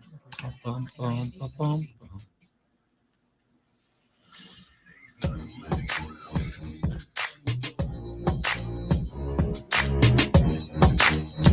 All right. Thanks to Rashad Beard and Mark Shelley both for joining us over the last couple of segments. We appreciate it greatly. Francis has written in on the Facebook page. Matt Rule was Tepper's hire, but this roster composition is on the GM's plate. The offensive line ineptitude, that's on him. And giving Sam Darnold, it's all caps, a guaranteed fifth-year option at $18.9 million, that's not Rule's fault. As a Bears fan, I am oh so familiar with GM incompetence in the name of Ryan Pace, who years ago moved up 3 places to draft Trubisky. Even though Watson was available, he overruled his head coach and all of his scouts. See, on behalf of Francis, I don't like how you're making it sound like he has a problem where he has to yell every few seconds. All caps. I don't. All caps means yelling on the internet. No, That's it why doesn't. we all do it so much. It absolutely does not. It does not. That's just a myth perpetuated It's by like people.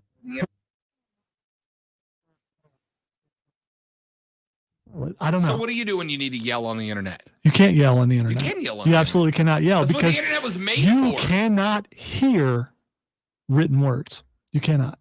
There are no DBs. There are no DBs. I don't look at DBs there. Then there. No, you can't. You're telling me if I send you the message in all caps, BROTHER, you're not going to hear it in your head? No. Brother. Yes, you are. No, I'm not going to hear it yelled. So I agree with Francis on this to a degree. The coaches absolutely have a lot of influence over what the roster looks like. Matt Darnold was Matt Rule's choice. There were an abundance of reports that said that Matt Rule wanted Sam Darnold. All right. that Matt Rule was ready to move on from Teddy Bridgewater to bring in Sam Darnold. Now, Tepper is also going to have to hold the blame because it's a tandem, right? It's a tag team job, the GM and the coach, when it comes to roster construction. But that's kind of what I have been saying, is that if this organization is going to fix itself, both of those offices need to be vacated and replaced. Both of those offices need to be vacated and replaced. It's not an option. It has to happen. Has to happen. If you want this team to turn around, you need a big-time hire, and you need to switch out the GM and the coach. Because I don't believe Matt Rule is it. If I saw, not even progression, if I just saw the Panthers flatline this year, I'd have gone, okay, Matt Rule's a guy that in the last two stops, the two stops that got him hired, Baylor and Temple, it took him 3 years to do a turnaround. It takes time to put his system into place. And I'm good with that. I accept that. But wait. But he's a college coach coming to the NFL. He's not supposed to be given that. No. College coaches are not supposed to succeed in the NFL. That's the common myth. No, not supposed to. Don't. Is the rule of thumb, with exceptions. I don't. I don't know the answer to this, but I am guessing the majority of the coaches in the NFL have coached on a different level before. I'm sure that they have. However, going straight from long-term college coach to the NFL is a risk. It's a gamble. And sometimes you hit on a Pete Carroll who wins you a Super Bowl. Or Jim Harbaugh. But more often than not, they're Urban Meyers and they're Nick Sabans and they're Steve Spurriers, right? More often than not. That's just how it is. The problem isn't even the hiring of a head coach, because I'm not always against the experiment. Who knows? But my God, you gave the man a 7-year contract. A 7-year contract. Urban Meyer didn't get a 7-year contract. Steve Spurrier didn't get a 7-year contract. Nick Saban didn't get a 7-year contract. Now, granted, this was pre-Alabama Nick Saban, but the dude was still pretty good and had a championship under his belt at the time. Yeah, I'm just guessing that that Nick Saban going to the NFL would get however long a contract he wants. Probably. At this point. But here's the deal. It's not the fact that they hired a college coach. That is what it is. I hate retrade coaches. It cracks me up that the Jags are like, let's go get a couple of guys that have already done this mediocrely. They'll save the franchise. Jim Caldwell, he'll save the franchise. You know? I'm all for experimental hires. Problem is, if we as human beings are lucky, we get about 60 NFL seasons to enjoy in our life. Some of us more. The average fan's going to get about 60 seasons to enjoy in their life. A busted hire to head coach can reset 2 or 3 years, which takes away 2% of my life as an NFL fan. Question mark, right? It's question mark. Maybe, I'm sorry, like 4% of my life as an NFL fan. Sorry, I'm sitting here figuring out how many I've already experienced according to yours and how many more I have left, and it's depressing. Thanks, Rob. Sorry. It's bringing the mood down. Anyway, here's the thought. It was never about the hire of Matt Rule. It was about the contract of Matt Rule. You know how much easier is the decision for the Panthers right now if Matt Rule just got done with year number 2 of a 4-year contract or a 3-year contract? See, what you should have done is given him a 3-year contract. You went to Temple, it took you 3. You went to Baylor, it took you 3. We're going to give you 3. And if at the end of 3, we're in the right direction, great. We'll extend you and we'll give you a lot more money. 3-year contract right now, Matt Rule's already out the door. But you can't, because you're going to owe him more money than other coaches are making to be good. But I don't think it's not. I mean, you can look at Tepper and think, well, he wasn't very patient with Ron Rivera, but he had just started and he wanted his own guy in there. Sure. But he comes from Pittsburgh, where they have a history of winning coaches, and they also have a history of patience with said coaches. So I think he was all 3 to 4 years, no matter what. And I agree.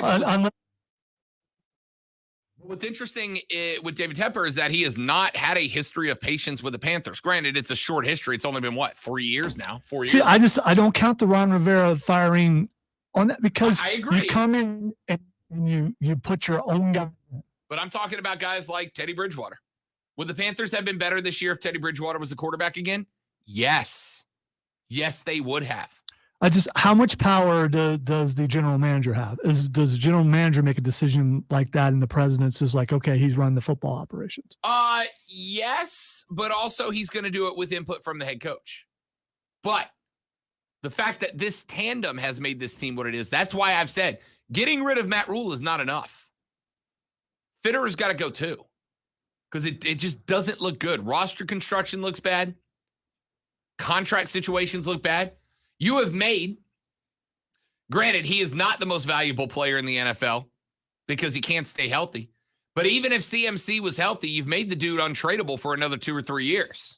Stuck with him no matter what. Being the optimist that I am, I hope we are sitting here at this time next year and you're saying you were wrong and that you're so glad that they let him stick around for that 3rd year. What a turnaround. Cannot believe that the Panthers are winning the NFC.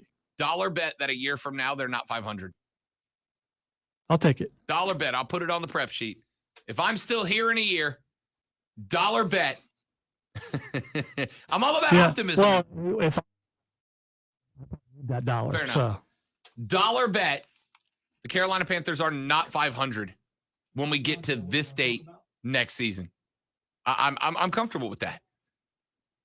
I wouldn't take that bet. Forget regression. If the Carolina Panthers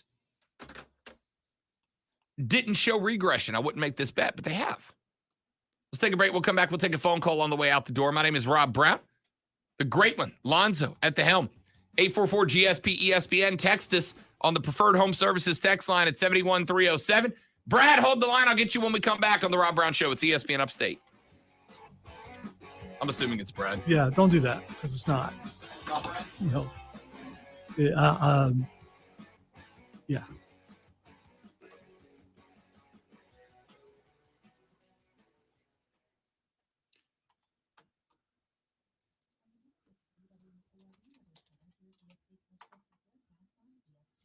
Look at your screen. Melinda. I like Melinda. Yeah, I know, but that's why you don't. Okay. And I would say 90% of the people who call do not use the name that shows up on the screen. Fair. So, did you see what I just sent you Yes. on Twitter? Yes. I'm not your puppet. You read that part, right? Yeah. Okay. I'm not your puppet.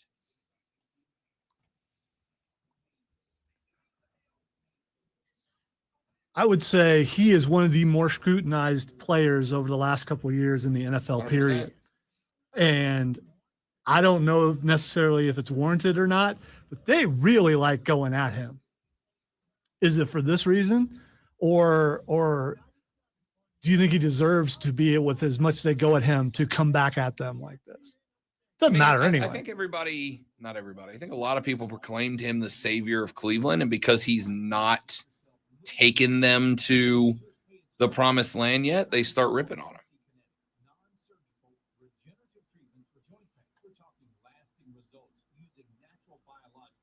Well, obviously none of his backups are the answer either, because when he's not in there, they don't win.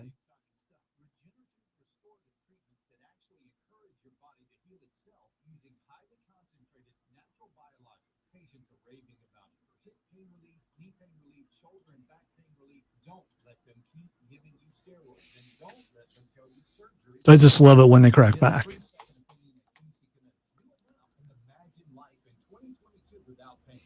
local medical professionals at QC Kinetics now. 864-448-3772.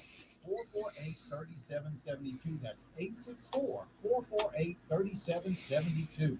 At Fisher Investments, our clients know we have their backs. How do your clients know that? Because Fisher Investments is a fiduciary, the highest standard for a financial advisor. It means we're there for our clients and always put their interests first. So wait, you do it because you have to? No. We do it because it's the right thing to do. Chris Jericho is trending, and I'm trying to see why. And the first thing that comes up is Daniel Garcia, and he says, I do not like Chris Jericho.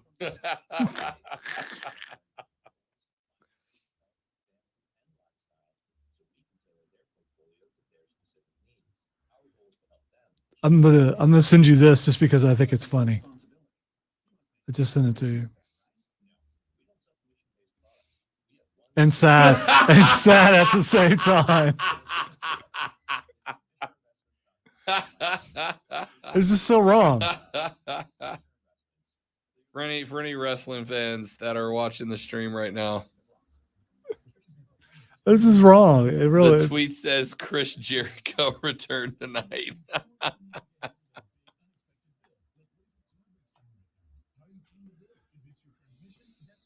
Again, sad in a couple different ways.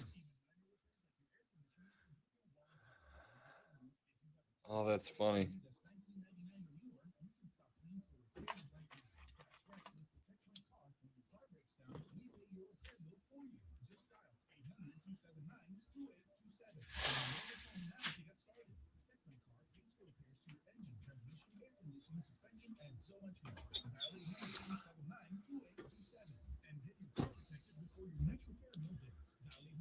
We probably should have time to squeeze Melinda in. Okay. I'll go straight to her.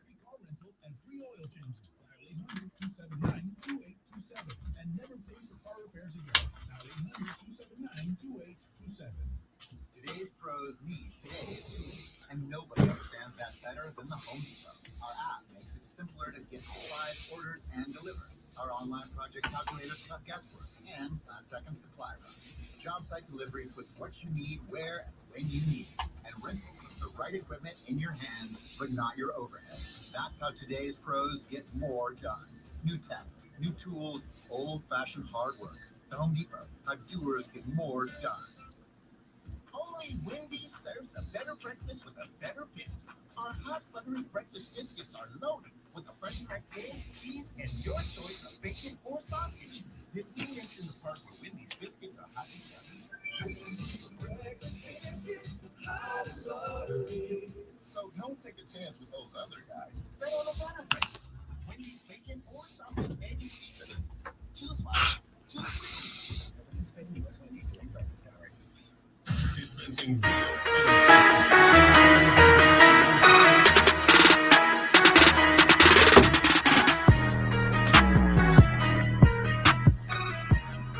Got a couple of minutes before we get out of here for the hour. Let me get Miss Melinda in here to wrap it up. Melinda, welcome back to the show. Great to have you. It's all yours, young lady. Hey, guys, you know, you keep saying Harbaugh and Carroll are the exception to the rule of succeeding, but, you know, they had NFL experience before they went to a college. Sure.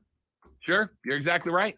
I mean, if I'm not mistaken, Harbaugh was even an NFL head coach before he took the job at Stanford.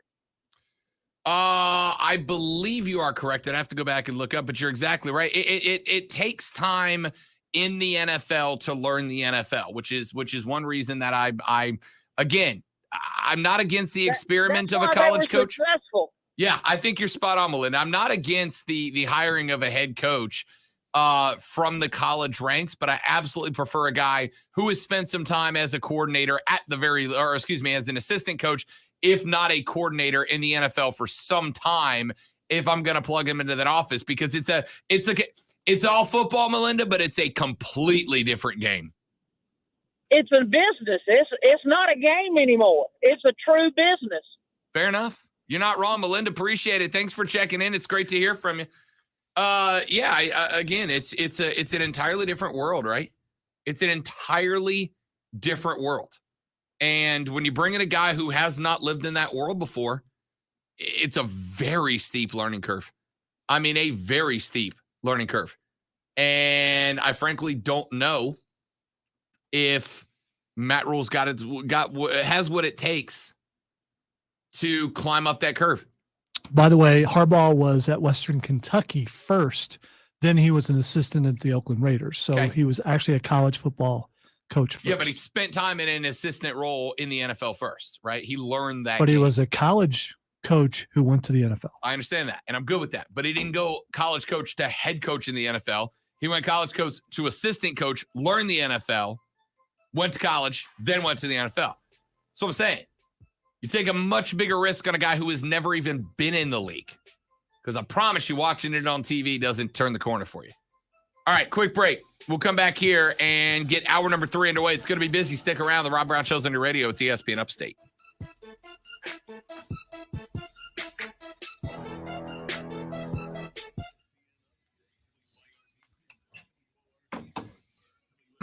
sometimes it's hard to turn the bumper off when I'm enjoying it, you know.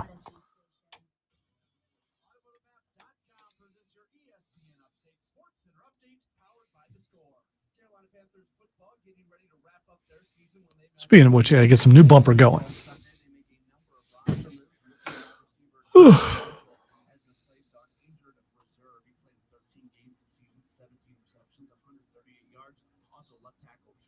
Irving has been placed on injured reserve.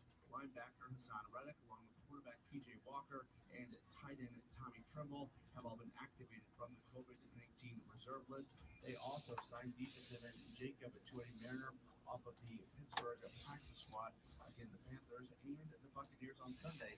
Class Rock 101.1. Download the Score app today. Lightning fast sports alerts so you never miss a thing. It's why the Score app is one of North America's most popular sports apps. With your ESPN Upstate Sportscenter update, I'm Matt Hawley. Have you heard Offsides with Mark Ryan?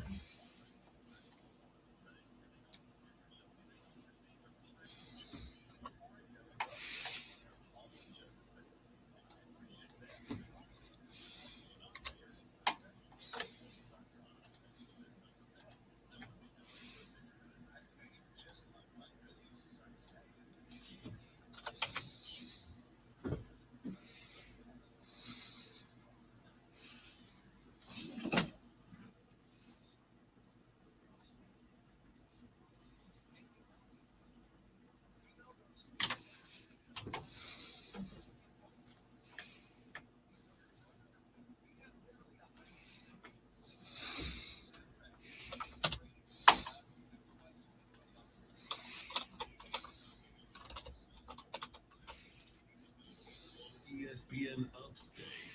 Right here, question one with a preview of Sunday night football. Week 18 of the regular season in Sin City with a primetime matchup of AFC West playoff contenders, Las Vegas Raiders and the Los Angeles Chargers. With 9 and 7, the winner will get the final spot in the playoffs. We're all to beat all the action from Las Vegas on Sunday night football. Sunday night at 7:30. The NFL plays here on ESPN Upstate. And check this out. For an official Rob Brown lockdown. Real, unfiltered sports talk manufactured locally for the Carolinas. This is the Rob Brown Show. Only on ESPN. Upstate.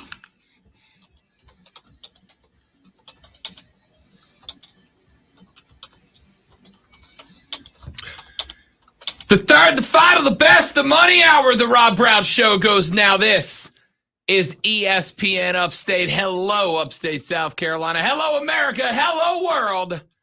Great to be back with you. I am Rob Brown, the great one, the alpha and the omega of ESPN Upstate. Lonzo on the other side of the glass, pushing button, switching switches, making the show sound as good as it does. He is the quarterback of the show, ladies and gentlemen. If you like it, he gets all the credit. If you hate it, he gets all the blame. Just how it works. I come in. He does all my show prep for me. He writes all my takes for me. He does it all. Nobody believes that. Nobody believes that. Nobody believes that. Not for a second. Hey, by the way, I want to tell you guys, this is kind of rad. The BetQL Giving Props competition starts up in just a couple of days. It runs through the Super Bowl. It starts on the 12th of January. The BetQL Giving Props promotion, they are going to offer 10 prop bets every weekend. The most correct picker, prognosticator in their 10 prop bets will net $2,000 in the Given Props contest. It's a free-to-play contest. It starts next Wednesday, January 12th. It runs throughout the entire NFL postseason. Every playoff round, BetQL will post 10 props. The person with the most correct picks each week will win $2,000, and just by signing up, you'll be automatically entered into a random grand prize drawing for $10,000. If you want to play, go to betql.com/props to sign up. That's betql.com/props. They will open the first round of props on January 12th. That's next Wednesday. You can make your picks and win cold, hard cash, ladies and gentlemen. Phone line's open for you. at 844-477-3776, 844-GSP, ESPN. You can also text us on the Preferred Home Services text line at 71307. Start your text with ESPN so we can read them on the air. We are live in the Ingalls Market studio here in the palatial building of the Odyssey family, and we're glad to have you guys along for the ride. All right, let's talk national championship game, shall we? We are inside of 4 days left from the national championship game. Alabama taking on Georgia in the SEC championship rematch, inside of a month since the last time that these two teams got together and fought it out. Of course, Alabama got the better end of their last contest, knocked Georgia down and out in a hurry. Last time these two teams played for national championship was 1,464 days ago. They meet again for the biggest prize in college football. And no surprise, as despite the fact that Alabama was frequently called throughout the season not your slightly older brother's Alabama team, they still were very clearly, when we hit the postseason, these two, the two best teams in all of college football. Georgia's only loss was to Alabama. Of course, Alabama dropped the decision to Texas A&M earlier in the year, so they are beatable. But again, Nick Saban's postseason is Clark Kent to Superman, right? He's just a different cat. Alabama has dominated Georgia in the recent past. You know when the last time Georgia beat Alabama was? Take a stab in the dark at this one. Last time Georgia beat Alabama was what year, Lonzo? 2003. You were close. 2007. 2007, Kirby Smart was Alabama's defensive backs coach at the time. That was Nick Saban's first season. They have not done it again since then. The third-ranked Bulldogs were the nation's best team until they lost to Alabama, and this is a shot at redemption. So what needs to get done? I'll start with this.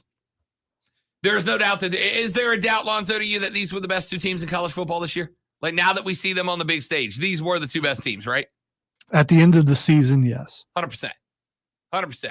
Michigan and Cincinnati, thanks for coming. Good job, good effort. But at the end of the day, these were clearly the better two teams. Now, Alabama, as we mentioned, did not look like your slightly older, not your daddy's Alabama's team, your slightly older brother's Alabama team. They didn't look as dominant as they did last year. Last year, they won every game with the exception of one by 15 points or more. They outscored their opponents 630 to 252 when it was all said and done. But they had some scares this year. We mentioned they lost to Texas A&M on October 9th. Back in week 3, a bad Florida Gator team had them on the ropes before Alabama was able to get themselves out of trouble. They had scares against LSU, against Arkansas. They needed a miracle to knock off Auburn. But when they lined it up against Georgia, who from bell to bell was the best regular season team in the SEC, they smoked them 41-24, 421 through the air for Bryce Young, 3 touchdowns for Bryce Young. They also kept Cincinnati out of the end zone entirely. This is supposed to have been the best group of 5 team we've ever seen, and Alabama never let them sniff the paint in the college football playoff semifinal win. Georgia looked like Alabama looked last year. All but one of Georgia's 13 wins came by 17 points or more, including their semifinal clobbering of Michigan. They allowed only 135 points all season long, as well as small totals for rushing touchdowns. How many rushing touchdowns did Georgia give up this year, Lonzo? Here's another fun one for you in the Play at Home Rob Brown Show edition. 13. 3 rushing touchdowns. 2.7 yards per carry allowed this year. Only 75 total first downs allowed this year. Only 22 points allowed all season long in the first quarter combined between every opponent, and only 21 points allowed in the third quarter combined against every opponent all season long. Now, I'll tell you this. Georgia, I think, has one good thing going for it. And the one good thing going for it is that if Kirby Smart and the Dogs are the choke artists that they have been labeled by a lot of people over the past couple of years, they've already got that out of their system. And they got it out of their system in the SEC championship game, ... you hope. At least in the name of a competitive national championship game. You would like to hope that they got the big game jitters out of the way when they took on Alabama, which was why they were able to reset and absolutely take Michigan behind the woodshed in the semifinal game. But here is what it's going to take. And this is not what I expected to say against the Georgia Bulldogs. In fact, if anything, I'd have thought I was going to end up saying this about the Alabama Crimson Tide. If Georgia wants to win this game, they're going to have to be way more aggressive. They are going to have to be way more aggressive than they were in the SEC championship game. The problem that you have against Alabama is that you can't just scheme up a regular game plan against them, right? You can't scheme a regular game plan because Nick Saban has found a winning combination both through the air and on the ground. They torched Cincinnati on the ground, right? Blew them up on the ground. So I'm supposed to believe that things have changed since the last time Georgia played Alabama, because that's the hard part for me. For me, it's just going to be more of the same. They're going to go in and they're going to do exactly what they did last time, and they're going to lose to Alabama. So you think it's going to be a beatdown? Give me a line. Set your line on this. Alabama by what? 17. 17. Wow. I don't have because not only do you get more time to prepare. Yep. But you've got film of when you faced this team before. Sure. And you know that Georgia's going to try to scheme some things differently and try to figure out what went wrong last time. And you prepare for that too. And obviously Saban is really good at this. And I believe he's won more championships than he's lost when he's in this game. And I don't see any difference. The one thing I think Georgia did wrong in the first game. Well, the biggest thing I think Georgia did wrong in the first game. I think Georgia thought they were going to go out there and they were just going to go play Alabama. They wanted this. If they want to win this game, they cannot go play Alabama. They have to go fight Alabama. They have to go attack Alabama. They have to go get Alabama. That's it. There is no, let's just go out there and play our game, right? You can't go out there and play your game. You went out there and played your game in the SEC championship game. Alabama punched you square in the gut and you had nothing for him. And the problem was that Alabama went out there and lit it up through the air against Georgia. 421 for Bryce Young and a handful of touchdowns through the air. If Georgia comes out and goes, all right, you know what we're going to do? We're going to rush 3 down linemen. We're going to put a nickel package as our base formation, and we're going to make Bryce Young run the ball. We're going to make Alabama run the ball. Well, I got news for you. Granted, Cincinnati's defense is not, N-O-T, not as good as Georgia's. No doubt about that. But Alabama didn't hardly need Bryce Young to throw the ball against Cincinnati. They need him to. Throwing the ball was a nice little luxury for the Crimson Tide against Cincinnati. Cincinnati went 3 down linemen, 2 inside backers, nickel package on just about every base formation. And Alabama shoved the ball right down their freaking throat. Now, Georgia's got a better interior line than Cincinnati does. They got better linebackers than Cincinnati does. I'd argue that Cincinnati probably has better cornerbacks than Georgia does, but it ain't by a whole heck of a lot. So Alabama has both tools in the tool shed based on what Georgia does. The only thing that is going to make sure that Alabama offensively stays out of rhythm is if Georgia makes them stay out of rhythm.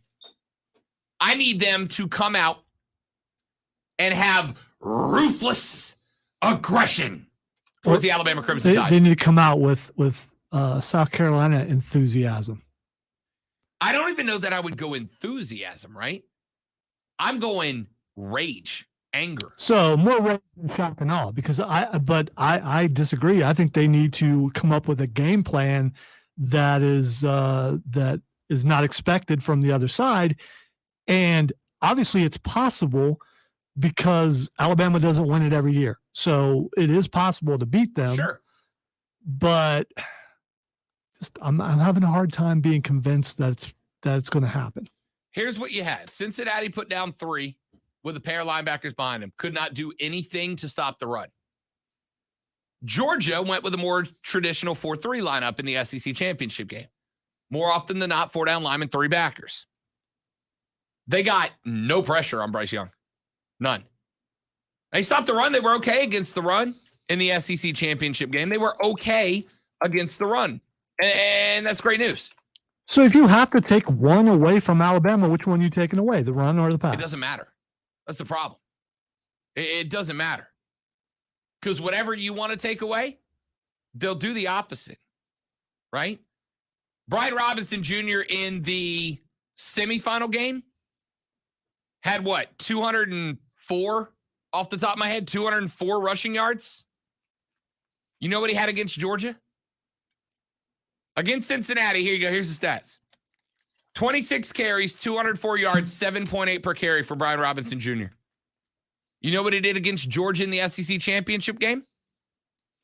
16 carries, 55 yards, average of 3.4. He was less than half as successful against Georgia as he was against Cincinnati. But do you know what Bryce Young did against Georgia? 26 of 44, 421, 3 touchdowns.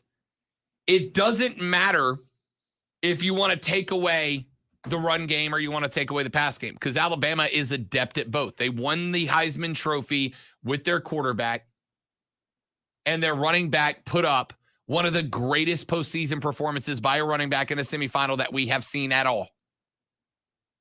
The only way to beat Alabama's offense and the way that they are playing in the postseason right now is to absolutely destroy the line of scrimmage and not let them be comfortable settling into either. Alabama on the opening drive of the game at Cincinnati got very comfortable, settled into rushing the football. They were very comfortable running the football. And then Cincinnati was never able to disrupt that. Georgia is going to have to get really nasty at the line of scrimmage and do whatever the hell it takes to keep Alabama from getting comfortable in either the run or the pass game. It's not you have to take away the run game and make them throw. You got to take away the run game and make them pass. That's what you do when a team's got a traditionally one-dimensional offense. Did you go back to that Texas A&M game? Texas A&M played again with ruthless aggression. Texas A&M was blowing up the line of scrimmage. Texas A&M was not, they were disguising coverages. This is big to me. Bryce Young's a very cerebral quarterback. He's a very smart quarterback. Bryce Young's like Drew Brees. He knows what you're going to do before you do it. He lines up, he sees the defense, and if it's a disguised defense, he can tell. If you're Georgia, it's not about being cute with the defense. It's about Bryce Young can't have more than 1 second to throw the ball. 1,000, we got to be at the quarterback. Because if you give more than that, he's going to beat you. Cincinnati said, well, let's drop 6. Let's drop 7. And they went, cool. Here you go, Brian Robinson Jr. Go get you 7.5 more. And he did. Georgia has to be mean at the line of scrimmage. Georgia has to be risking personal fouls violent at the line of scrimmage. Because anything else, Alabama settles in. Now, like I said, the best thing Georgia has going for it is that this is now their 3rd big game. It's their 3rd big game. I've heard a lot of Georgia fans tell me, we weren't really as concerned about the SEC championship because we knew we were in the playoff either way, right? Win or lose, we're going to the college football playoff, so it meant more to Alabama. Well, I got news for you. If that game meant more to you, than taking Alabama out of the playoff. Because remember, the prize for Georgia was not a playoff game. They already knew they were in. The prize for Georgia was Alabama not being in the playoff. If Georgia lost that game, the SEC championship game, because they weren't trying as hard, which I promise you is not correct. But let's say for the sake of a discussion that Georgia sat on their haunches and took it easy because they already knew they were in and they were saving themselves up, which is dumb. Didn't happen. But let's say it did. This is your penalty. Your penalty for that is Nick Saban gets you again in the spot he wants you in with a game against you already and a full week to prepare. How does that even work? Guys, this game doesn't mean that much, so just go out and just don't try very hard. It's a dumb take. Yeah, I mean, is that what the coach tells you to do? No. It just makes no sense. It's a dumb take. It's 100% a dumb take. It didn't happen. Alabama was better than you that day. I got news for you. Alabama's going to be better than you on Monday. The question is, can you disrupt them? Can you get them out of rhythm? Can you get them out of sorts? Can you not let them get comfortable running or throwing the ball? If you can, you got a chance. They can be beat. We've seen it happen. But Texas A&M, I genuinely believe that Jimbo Fisher was fighting to justify his contract in that game. He threw everything and the kitchen sink at Nick Saban. It worked. Auburn had nothing to play for other than ruining Alabama's season. They threw everything they had at him. It worked. You remember how you asked me earlier this week, Lonzo? Why is it that Takarian Joyner for South Carolina didn't play quarterback earlier in the year? And I said it's because that's just a gimmick that if you put a lot of it on film, it'll get figured out and it eventually would have become ineffective too. So you don't use it. Georgia's got to throw that out the window. Whatever gimmicks they got, you better use them. And you better use them violently across the line of scrimmage, because if you don't, and Alabama gets settled in at all, you're done. Texter on the Preferred Home Services text line at 71307 says, Rob, rage isn't going to beat Alabama. You need to be poised and smart. Yes, try to out-physical them, but Saban is too smart to get beat by rage. Here's the problem. And I get where you're coming from, Texter. And in 99% of takes, 99% of games, that's a good take. Here's the problem. Sometimes you can come in and you can be poised and you can be smart and you can be disciplined. You know what the problem is with Alabama, with Nick Saban? That's literally the description of Nick Saban's team. Poised, smart, physical. That's the description of the team. If you come out and go, hey, the best way to beat Roy Jones is what? Is to be fast. It's to make good contact. It's to get in, get hits, get out. Except that's exactly what Roy does. You're doing exactly what he does, and you can't beat him in his own game. You are asking Georgia to beat Alabama at Alabama's game. It won't work.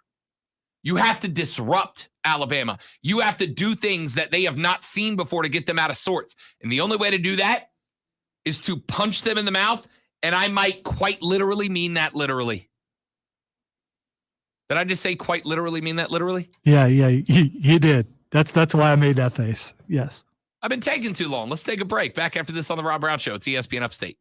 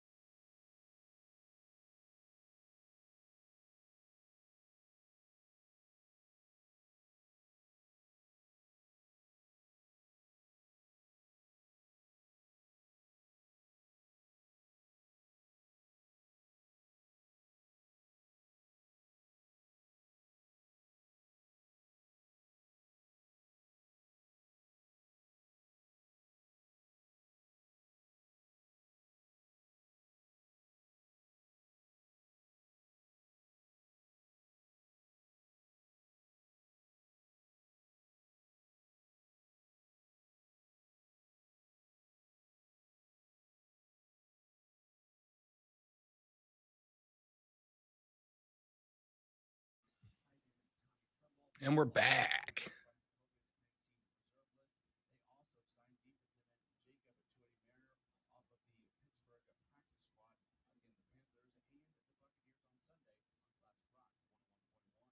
Download the Score app today. Lightning fast sports alerts so you never miss a thing. It's why the Score app is one of North America's most popular sports apps.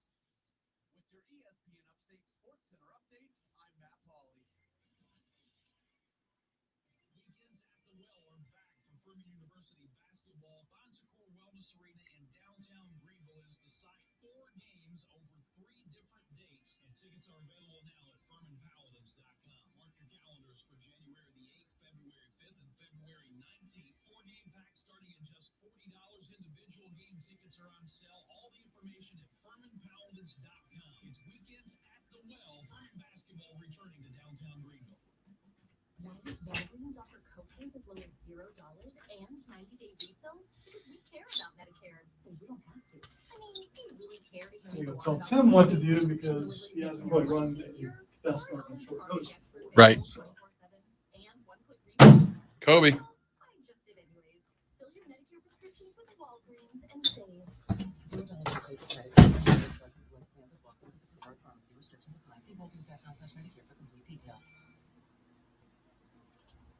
Getting your guaranteed maximum refund with TaxSlayer feels like discovering the refund tree has grown in your backyard. Sawing off the branch. Do you see what I sent you? It's creepy. Humanoid robot baby will get jet engines to help rescue people. What's wrong with? It's called the iCub. I mean, why do we have to call it a baby robot? Just to creep people out. That's why. Oh, because who wouldn't be creeped out by a baby? Well, a lot of people would. Did you see the thing? There's a picture. Yeah, it's. Is that an actual picture of it, or is that just I don't know. iRobot picture? I don't think it's an iRobot picture. iRobot looks different than that. When we come back, I'm gonna need sound of this computer, please. And thank you. It's 2:20 on Thursday. I mean, you know, I can. I mean, if you want to skip it, I can. I'll do it in the segment after that. Sorry. I have no problem with that. I blanked. Because we already did it once this week. I mean, so you know, if you don't want to, can't fight club too much.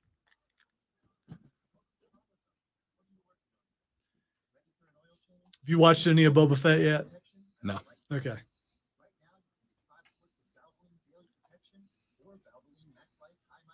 Have you watched Boba Fett?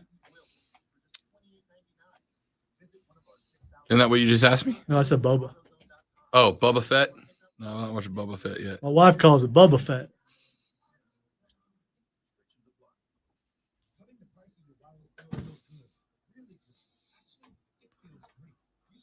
You know, you think of parodies and you know there's got to be one out there already.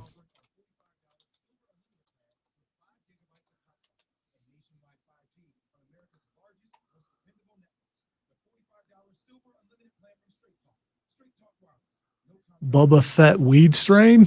Yeah, that's okay. It's a hybrid marijuana strain. So there's a hybrid marijuana strain called Boba Fett.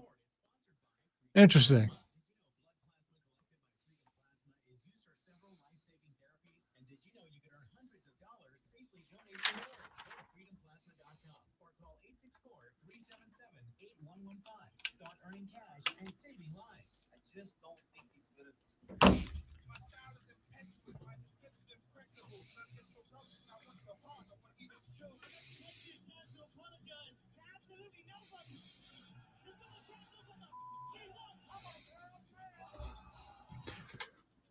Welcome into the fun.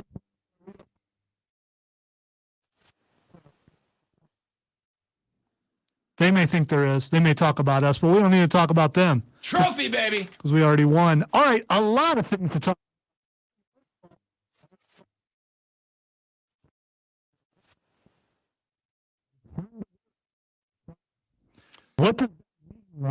What's going to happen? Aren't you excited for Brock v. Roman Volume 97? I just what Brock killed it Monday. So, I mean, He did. as my wife said, I don't want to like him.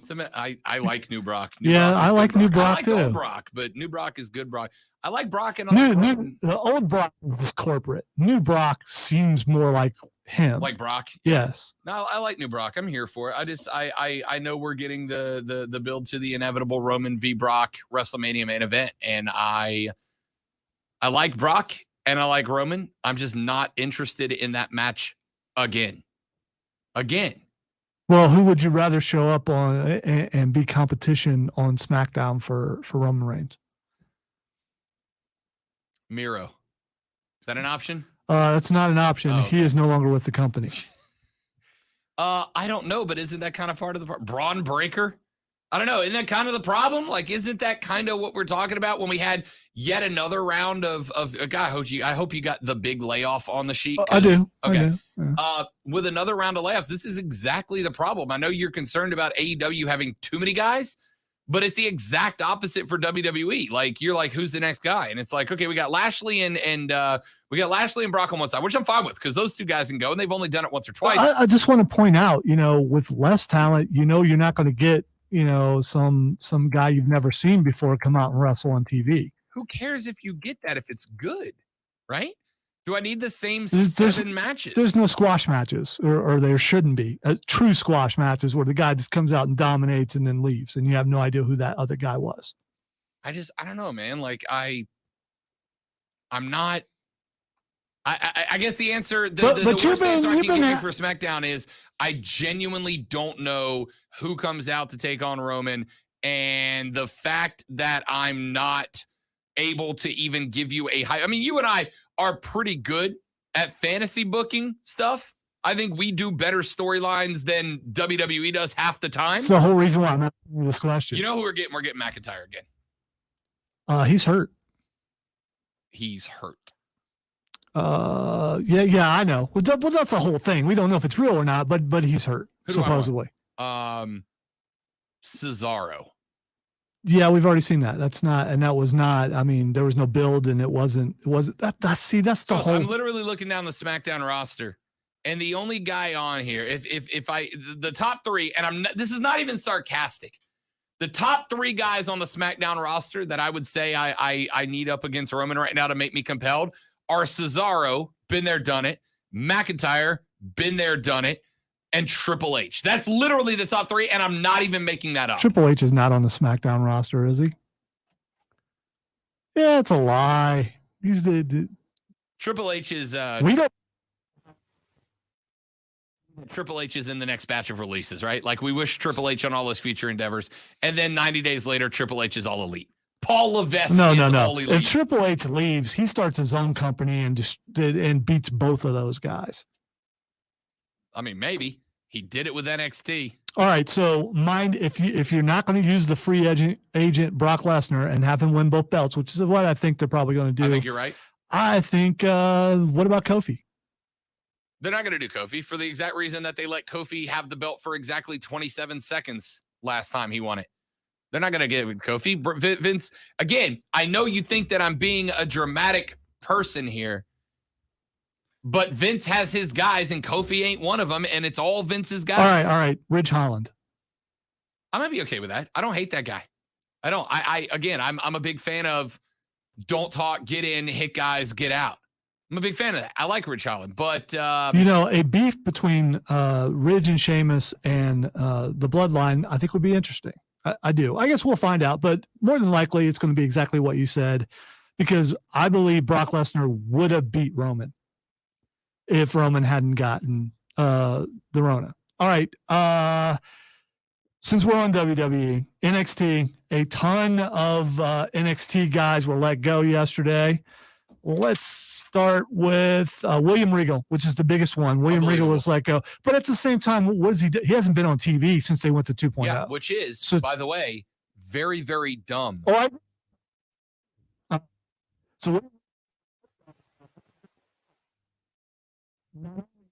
Behind the scenes and stuff, but that's one of Triple H's guys. A lot of most of the guys who have been released in the last 2 Bloody Tuesdays or whatever we're calling them, Bloody Wednesdays, have been Triple H guys.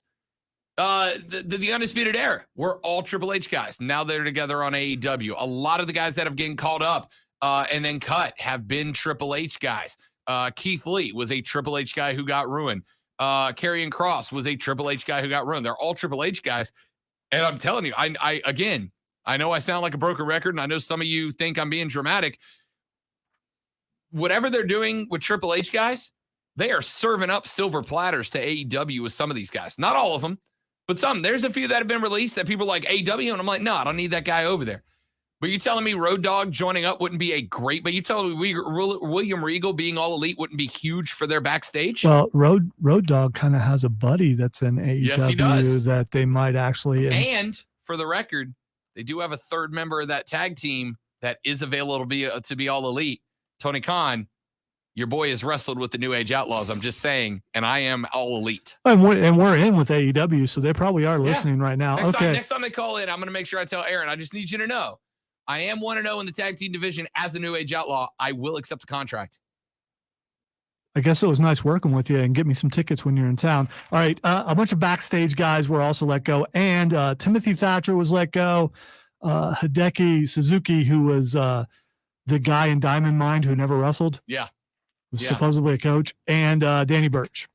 Birch doesn't surprise me. Birch being gone is another bald guy gone. Yeah, that doesn't surprise we me. got too many bald guys. Thatcher surprises me a little bit because he kind of seemed like a guy that, but the more I thought about it, he's more of a Shane McMahon style guy than Thatcher needed to be going for dental hygiene, and just can't be having that. But that's kind of great, right? Like I fight so much that most of my teeth have been knocked out, and I don't care. I'm good with it, man. Hey, you're in America. Get them fixed. Anyway. Texas says, correct me if I'm wrong. Wasn't there an article not long ago that Triple H retired from all of WWE completely due to health issues? He had the heart attack, and we have gotten reports that that heart attack may have been more serious than it was initially reported. I have not heard that he was either removed or removed himself. Well, since then, there's been photos of him in meetings and things like that. So if he's completely retired from the business completely, he wouldn't. Now, he may have retired from the travel aspect of it. He may not have been going to shows, but I'm sure he was still in Connecticut and calling shots. But I am getting the sneaky suspicion. And again, this is my own conspiracy theory. Vince got mad at how successful NXT was, and he was like, no, I ain't having this. I can't have my own guy upstaging me. You're out. Or there's family problems that we don't know about, and there could be splits coming. We have not seen Triple H and Stephanie together in a hot minute, both on or off camera. We have not. All right, let's move on to AEW. And last night we got the rematch between Hangman Adam Page and Bryan Danielson. You happy you got a real winner? I'm happy I got a real winner. Yes, I am. And I knew the judges thing was just a front. And I also thought, man, what an angle it would be as if all the former WWE guys had made Danielson win. I fully expected that to happen. Yeah, I won't lie. There have been two really good matches in the last couple of weeks that have genuinely got me. The match we saw with Ziggler and Damian Priest genuinely got me. I thought the belt was changing in front of us. And that one, because I really thought when they showed the three former WWE guys as judges, I was like, okay, they're going to pick Bryan Danielson, and it's going to reset the Hangman Adam Page, I got screwed coming from the bottom, now we're here story. But Hangman clearly wanted out. But the last two matches those two dudes have put on, that one and Winter is Coming, both stellar matches, even if you didn't love the endings of them. It was a good match. The thing that got me yesterday, though, was MJF is so good, has no victories in the year of 2022, and CM Punk coming out and hitting the other guy, Captain Sean Dean, and causing MJF to lose was so brilliant. I just didn't expect it. Yep. I didn't expect it. It's like, oh, that's great. And then MJF got on the mic and made you forget that he actually lost a match. Yeah, it was fantastic. I loved what Punk did. I love the threat of this is your future. I'm going to do this every time you wrestle until you fight me. I loved how he returned fire on MJF's threat to go to WWE, where he's like, cool, yeah, go ahead and go for the buy one, get one free discount promotion where you'll be released faster than you last in the sack.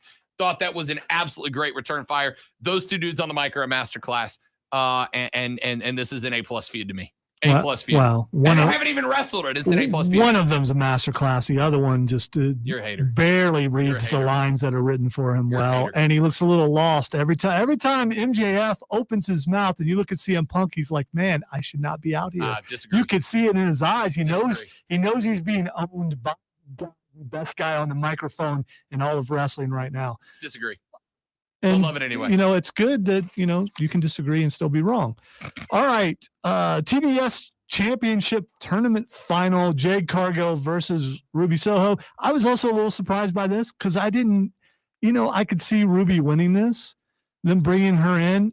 Cargill has been dominant and very good since she came out with Shaq as the guy, as the person to bring her out. She's been pretty dominant, and her manager, Mark, I forget his last name, but there are so many Marks around here. It's hard to remember last names. I think he's great too. So I'm not, are you surprised by the end result there? Not the least, because Jade is being booked as the dominant force right now. And Ruby Soho's obviously got her thing going with Britt Baker's little faction. Sorry, Britt Baker, DMD. And of course, friend of the show. Friend Britt of the Baker. show, without a doubt. A friend of this show. Friend of this show, Britt Yes. Baker. So I wasn't surprised by that. And I promise you, within the next year and a half, Jade Cargill is going to be the women's champion too. Yeah, I agree. All right, one last thing. She's got the look. doesn't She does. It's an amazing got look. the look. It really is, and she is that person. Took him a while. All right. There was a part of me that's like, is he going to say it? Come on. I mean, technically, I probably could, but I won't. Will you Because say it off the air? no, Will you say it for me? No. In the office, nobody else. never. Don't Just be. for me. Don't be like other people who Say just. it for me. No, I'm I not. just want to hear you say I- one wrestling promo with a bad word. I am not doing that. Just for me. I don't do that. One time. I don't care. You couldn't pay me to do it. I'll buy you No. a drink. That's funny. That's funny. All right, AEW World Tag Team Championship match between Penta El Zero Mito. I can't. Can you? One more time.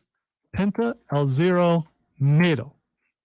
It's closer, wasn't it? Zero Miedo. Okay, whatever. And Ray Phoenix and Phoenix. Who, by the way, dislocated his shoulder Yes, in that match. he did, and it was a good match.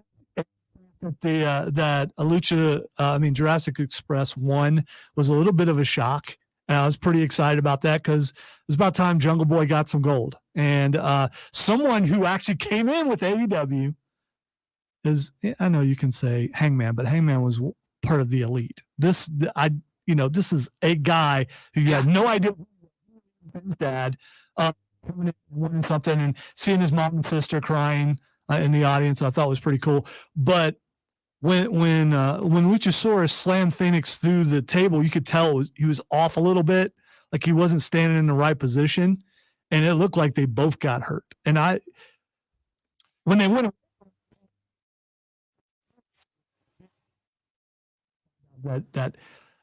I've seen dislocated elbows before. Yeah. It's ugly. Yeah, not great. Great match though. I mean, great match. I saw Lucha Brothers in person for the first time when I lived in Jacksonville, and it was the one good thing that happened to me. And when I was in Jacksonville, no, I think it was a great match. I'm happy for Jungle Boy.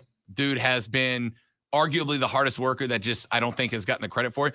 I also loved them bringing out every tag team because it was the first time not the first time, but it was the first recent time that I looked and went, this is actually a really good division. Like, this is the strongest tag team division maybe since the Attitude Era, genuinely. Quick break, back after this on the Rob Brown Show, ESPN Upstate.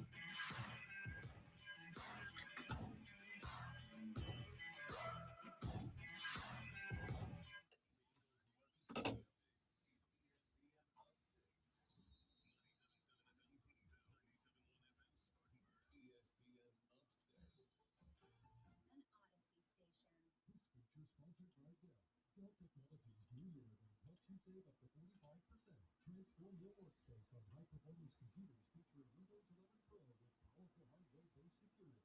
Call an advisor at 877-ASK-BIT. If you were designing the next generation of luxury crossovers, you'd want it to have everything that's important to you, not just an available 4th-inch touchscreen Oh. Dance all night.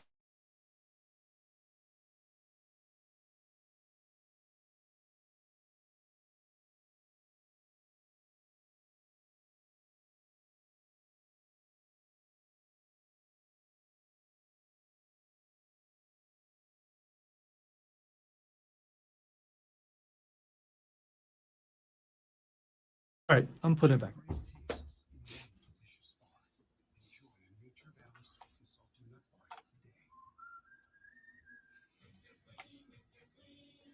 Could be worse, though. Could have been removed altogether. That would have been worse.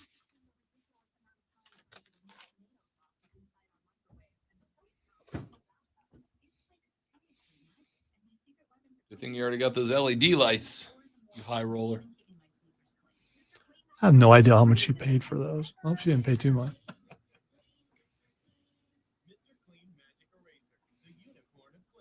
are your 2022 business goals? Simplified IT, more security? Dell Technologies has the expertise to help you, from transforming your digital workspaces to providing comprehensive end-to-end IT services. Still haven't put up my cool LED clock that's Batman with Joker on the bottom, and it's real thin. And I'm afraid if I put it up, it'll fall down and break. I mean, it's that fragile, but it is wicked looking. It's one that I wanted I put on my list that I wanted a superhero clock. Yeah. And then I opened the box, was like, oh, this is so cool. And it's still in the box because I'm not quite sure what to do.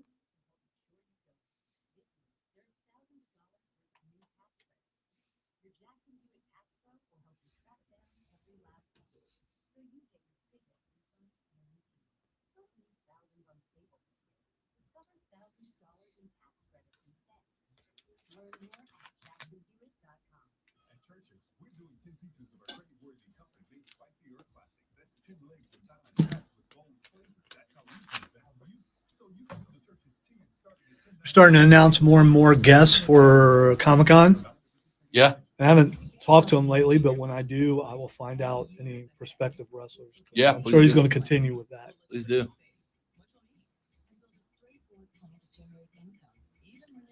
It's in March, I believe. But to be here before you know it. So I was thinking for my bracket over there, even though I've done superhero before, go on Marvel versus DC. And I may change my mind, having one side nothing but Marvel movies, the other side nothing but DC. So last time we did it like 5 years ago, Dark Knight won. Oh, movies? Yes. Oh, gotcha. Thought you meant like actual superheroes, like if they were fighting each other. No. I'm talking about movies. Dark Knight one? It was a Joker. Remember, it's voted on. So I got to tell you, I hate y'all's tiebreaker system. I hate it. I hate your tiebreaker system. So do I, but I'm glad I put it out there for that reason. Real quick, this is a little bit of news that came out earlier in the day. We found this out. Good enough. I will absolutely allow it. Breaking news brought to you by our friends at BetQL. Smarter bets start with BetQL. Download the BetQL app or visit BetQL.com. Yahoo Sports reporting earlier this morning that Trevor Etienne, of course, the younger brother of Travis Etienne, out of Jennings, Louisiana, is set to make his pledge for the 2022 class. There were a lot of folks hoping that he would end up back at Clemson to follow in his brother's footsteps. He had narrowed his list down to Clemson, Florida, and LSU, and is set to commit to a team January 8th. There was a lot of thought that it might be Clemson. It would make a lot of sense due to his brother winning a championship here, familiarity with Dabo Swinney, etc. A lot of thought that LSU would be another potential front runner as they're in state. That's where he's from, Jennings, Louisiana. But he has also developed a relationship with former ULL head coach turned Florida Gator head coach Billy Napier, who is making inroads in Louisiana, which is no shock. That's one of the better reasons that Florida picked this guy. According to the latest crystal ball predictions from 24/7 Sports, 24/7 believes that he will sign with the Florida Gators. 24/7 Sports reporting that Travis Etienne's younger brother Trevor will be a Florida Gator, which would be a knife in the back of LSU, but not necessarily completely unexpected with the switch at head coach. Clemson was very excited about potentially getting Trevor Etienne, but instead looks like he will be wearing blue and orange in 2022. That's surprising because you think you would go to a school with a winning record and an upward trend like Clemson. I mean, Florida is not, long way away, but yeah, he's got a relationship with Billy Napier. Florida fans are very excited about Billy Napier, the young man out of ULL coming up to help bring them back from obscurity.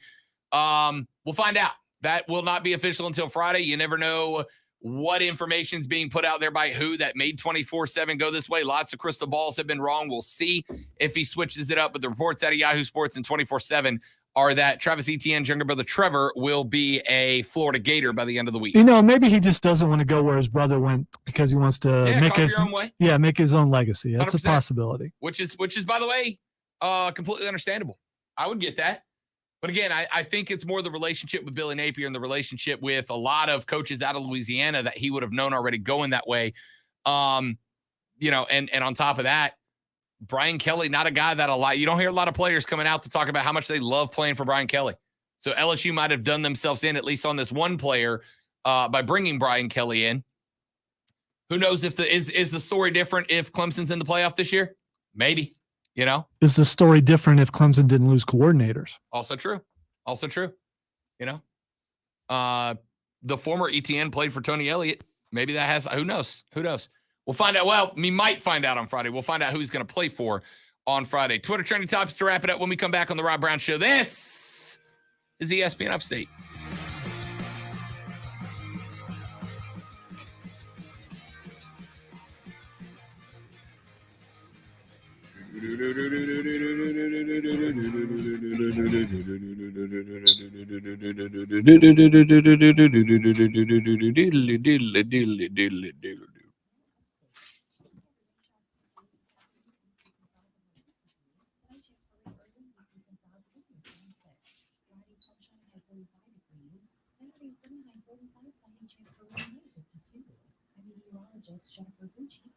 ESPN Upstate.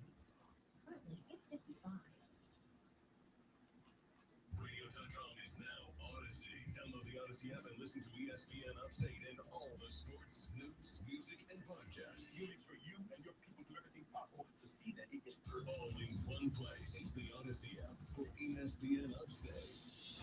Odyssey is your new home for all the audio that matters to you. Download the Odyssey app today. All the sports you love. And listen to ESPN Upstate. In this market, you'll find Fisher Investments is different than other money managers. Fisher is different? How? Don't you just ride the wave? Nope. We actively manage client portfolios based on our forward-looking views of the market. In times like these, we understand the clients want proactive communication and guidance. You don't just provide cookie-cutter portfolios? No, we get to know our clients so we can tailor their portfolios to their specific goals and needs. We even offer resources on Social Security, Medicare, tax efficiency, and more. Our primary goal is to help them achieve a comfortable retirement. But you still sell investments that generate high commissions, right? No, we don't sell commission products. Fisher Investments is a fiduciary, the highest standard for a financial advisor. It means we're there for our clients and always put their interests first. So when do you make more money? Only when your clients make more money? Yep, our fees are transparent, structured so we do better when our clients do better. Visit FisherInvestments.com to find out why investors like you are switching to us. Fisher Investments, clearly different money management. Investing in securities involves the risk of loss. Mike Cavalier, serial entrepreneur with words from another happy payroll customer. I've used it for a year now. It's worth 0 time. I just enter in the time, it's calculated, and it takes out a bank account, and it's just good. I love it. Visit us at PatriotSoftware.com. Use promo code RADIO and get 2 months of payroll free. That's PatriotSoftware.com. Accounting and payroll, keep your time and money. Wesley had IRS troubles. They told me I owed them $43,000. It got really bad. Oh, you were so close to going 2 for 2.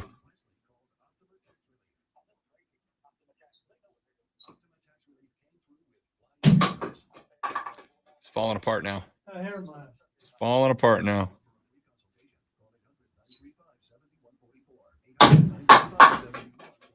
Wow. Lonzo, my goodness. All right, that one was just unlucky. There's a piece of the bag is folded over the top in the corner. See that? It causes it to bounce. That was just bad.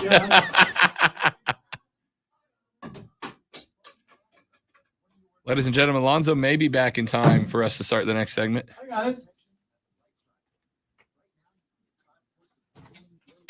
If it was lawn darts, dude was hurting. Just didn't hit the midsection like I was aiming for. That's all. Or the Skyrim groin shot.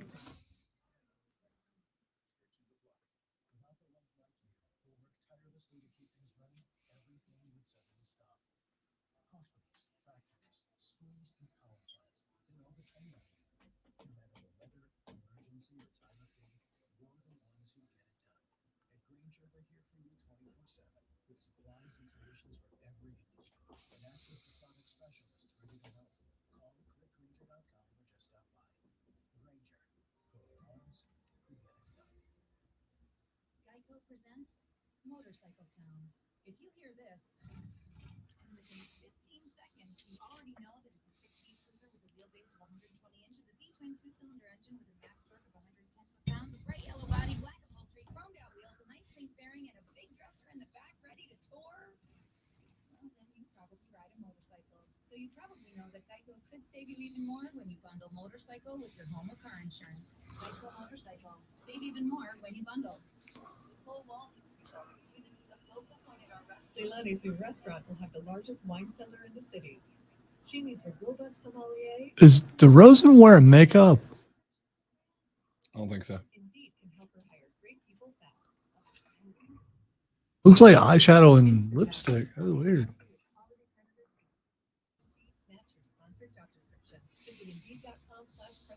I think it was just awful lighting.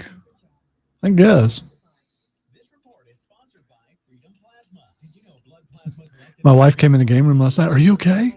You got dark circles under your eyes. It's like there's blue light all around me. It makes your face look weird. I'm good.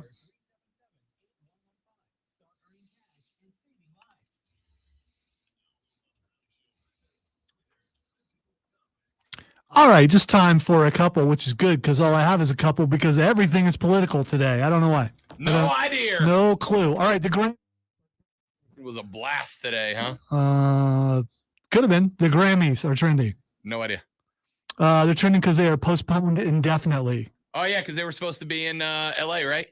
By the way, speaking of, same situation, the Super Bowl, the NFL is looking at contingency plans to potentially move the Super Bowl with the spike of the Omicron variant going on in Los Angeles right now. Talks that the Super Bowl may be pulled out of L.A. All right, one last one. The CW is trending.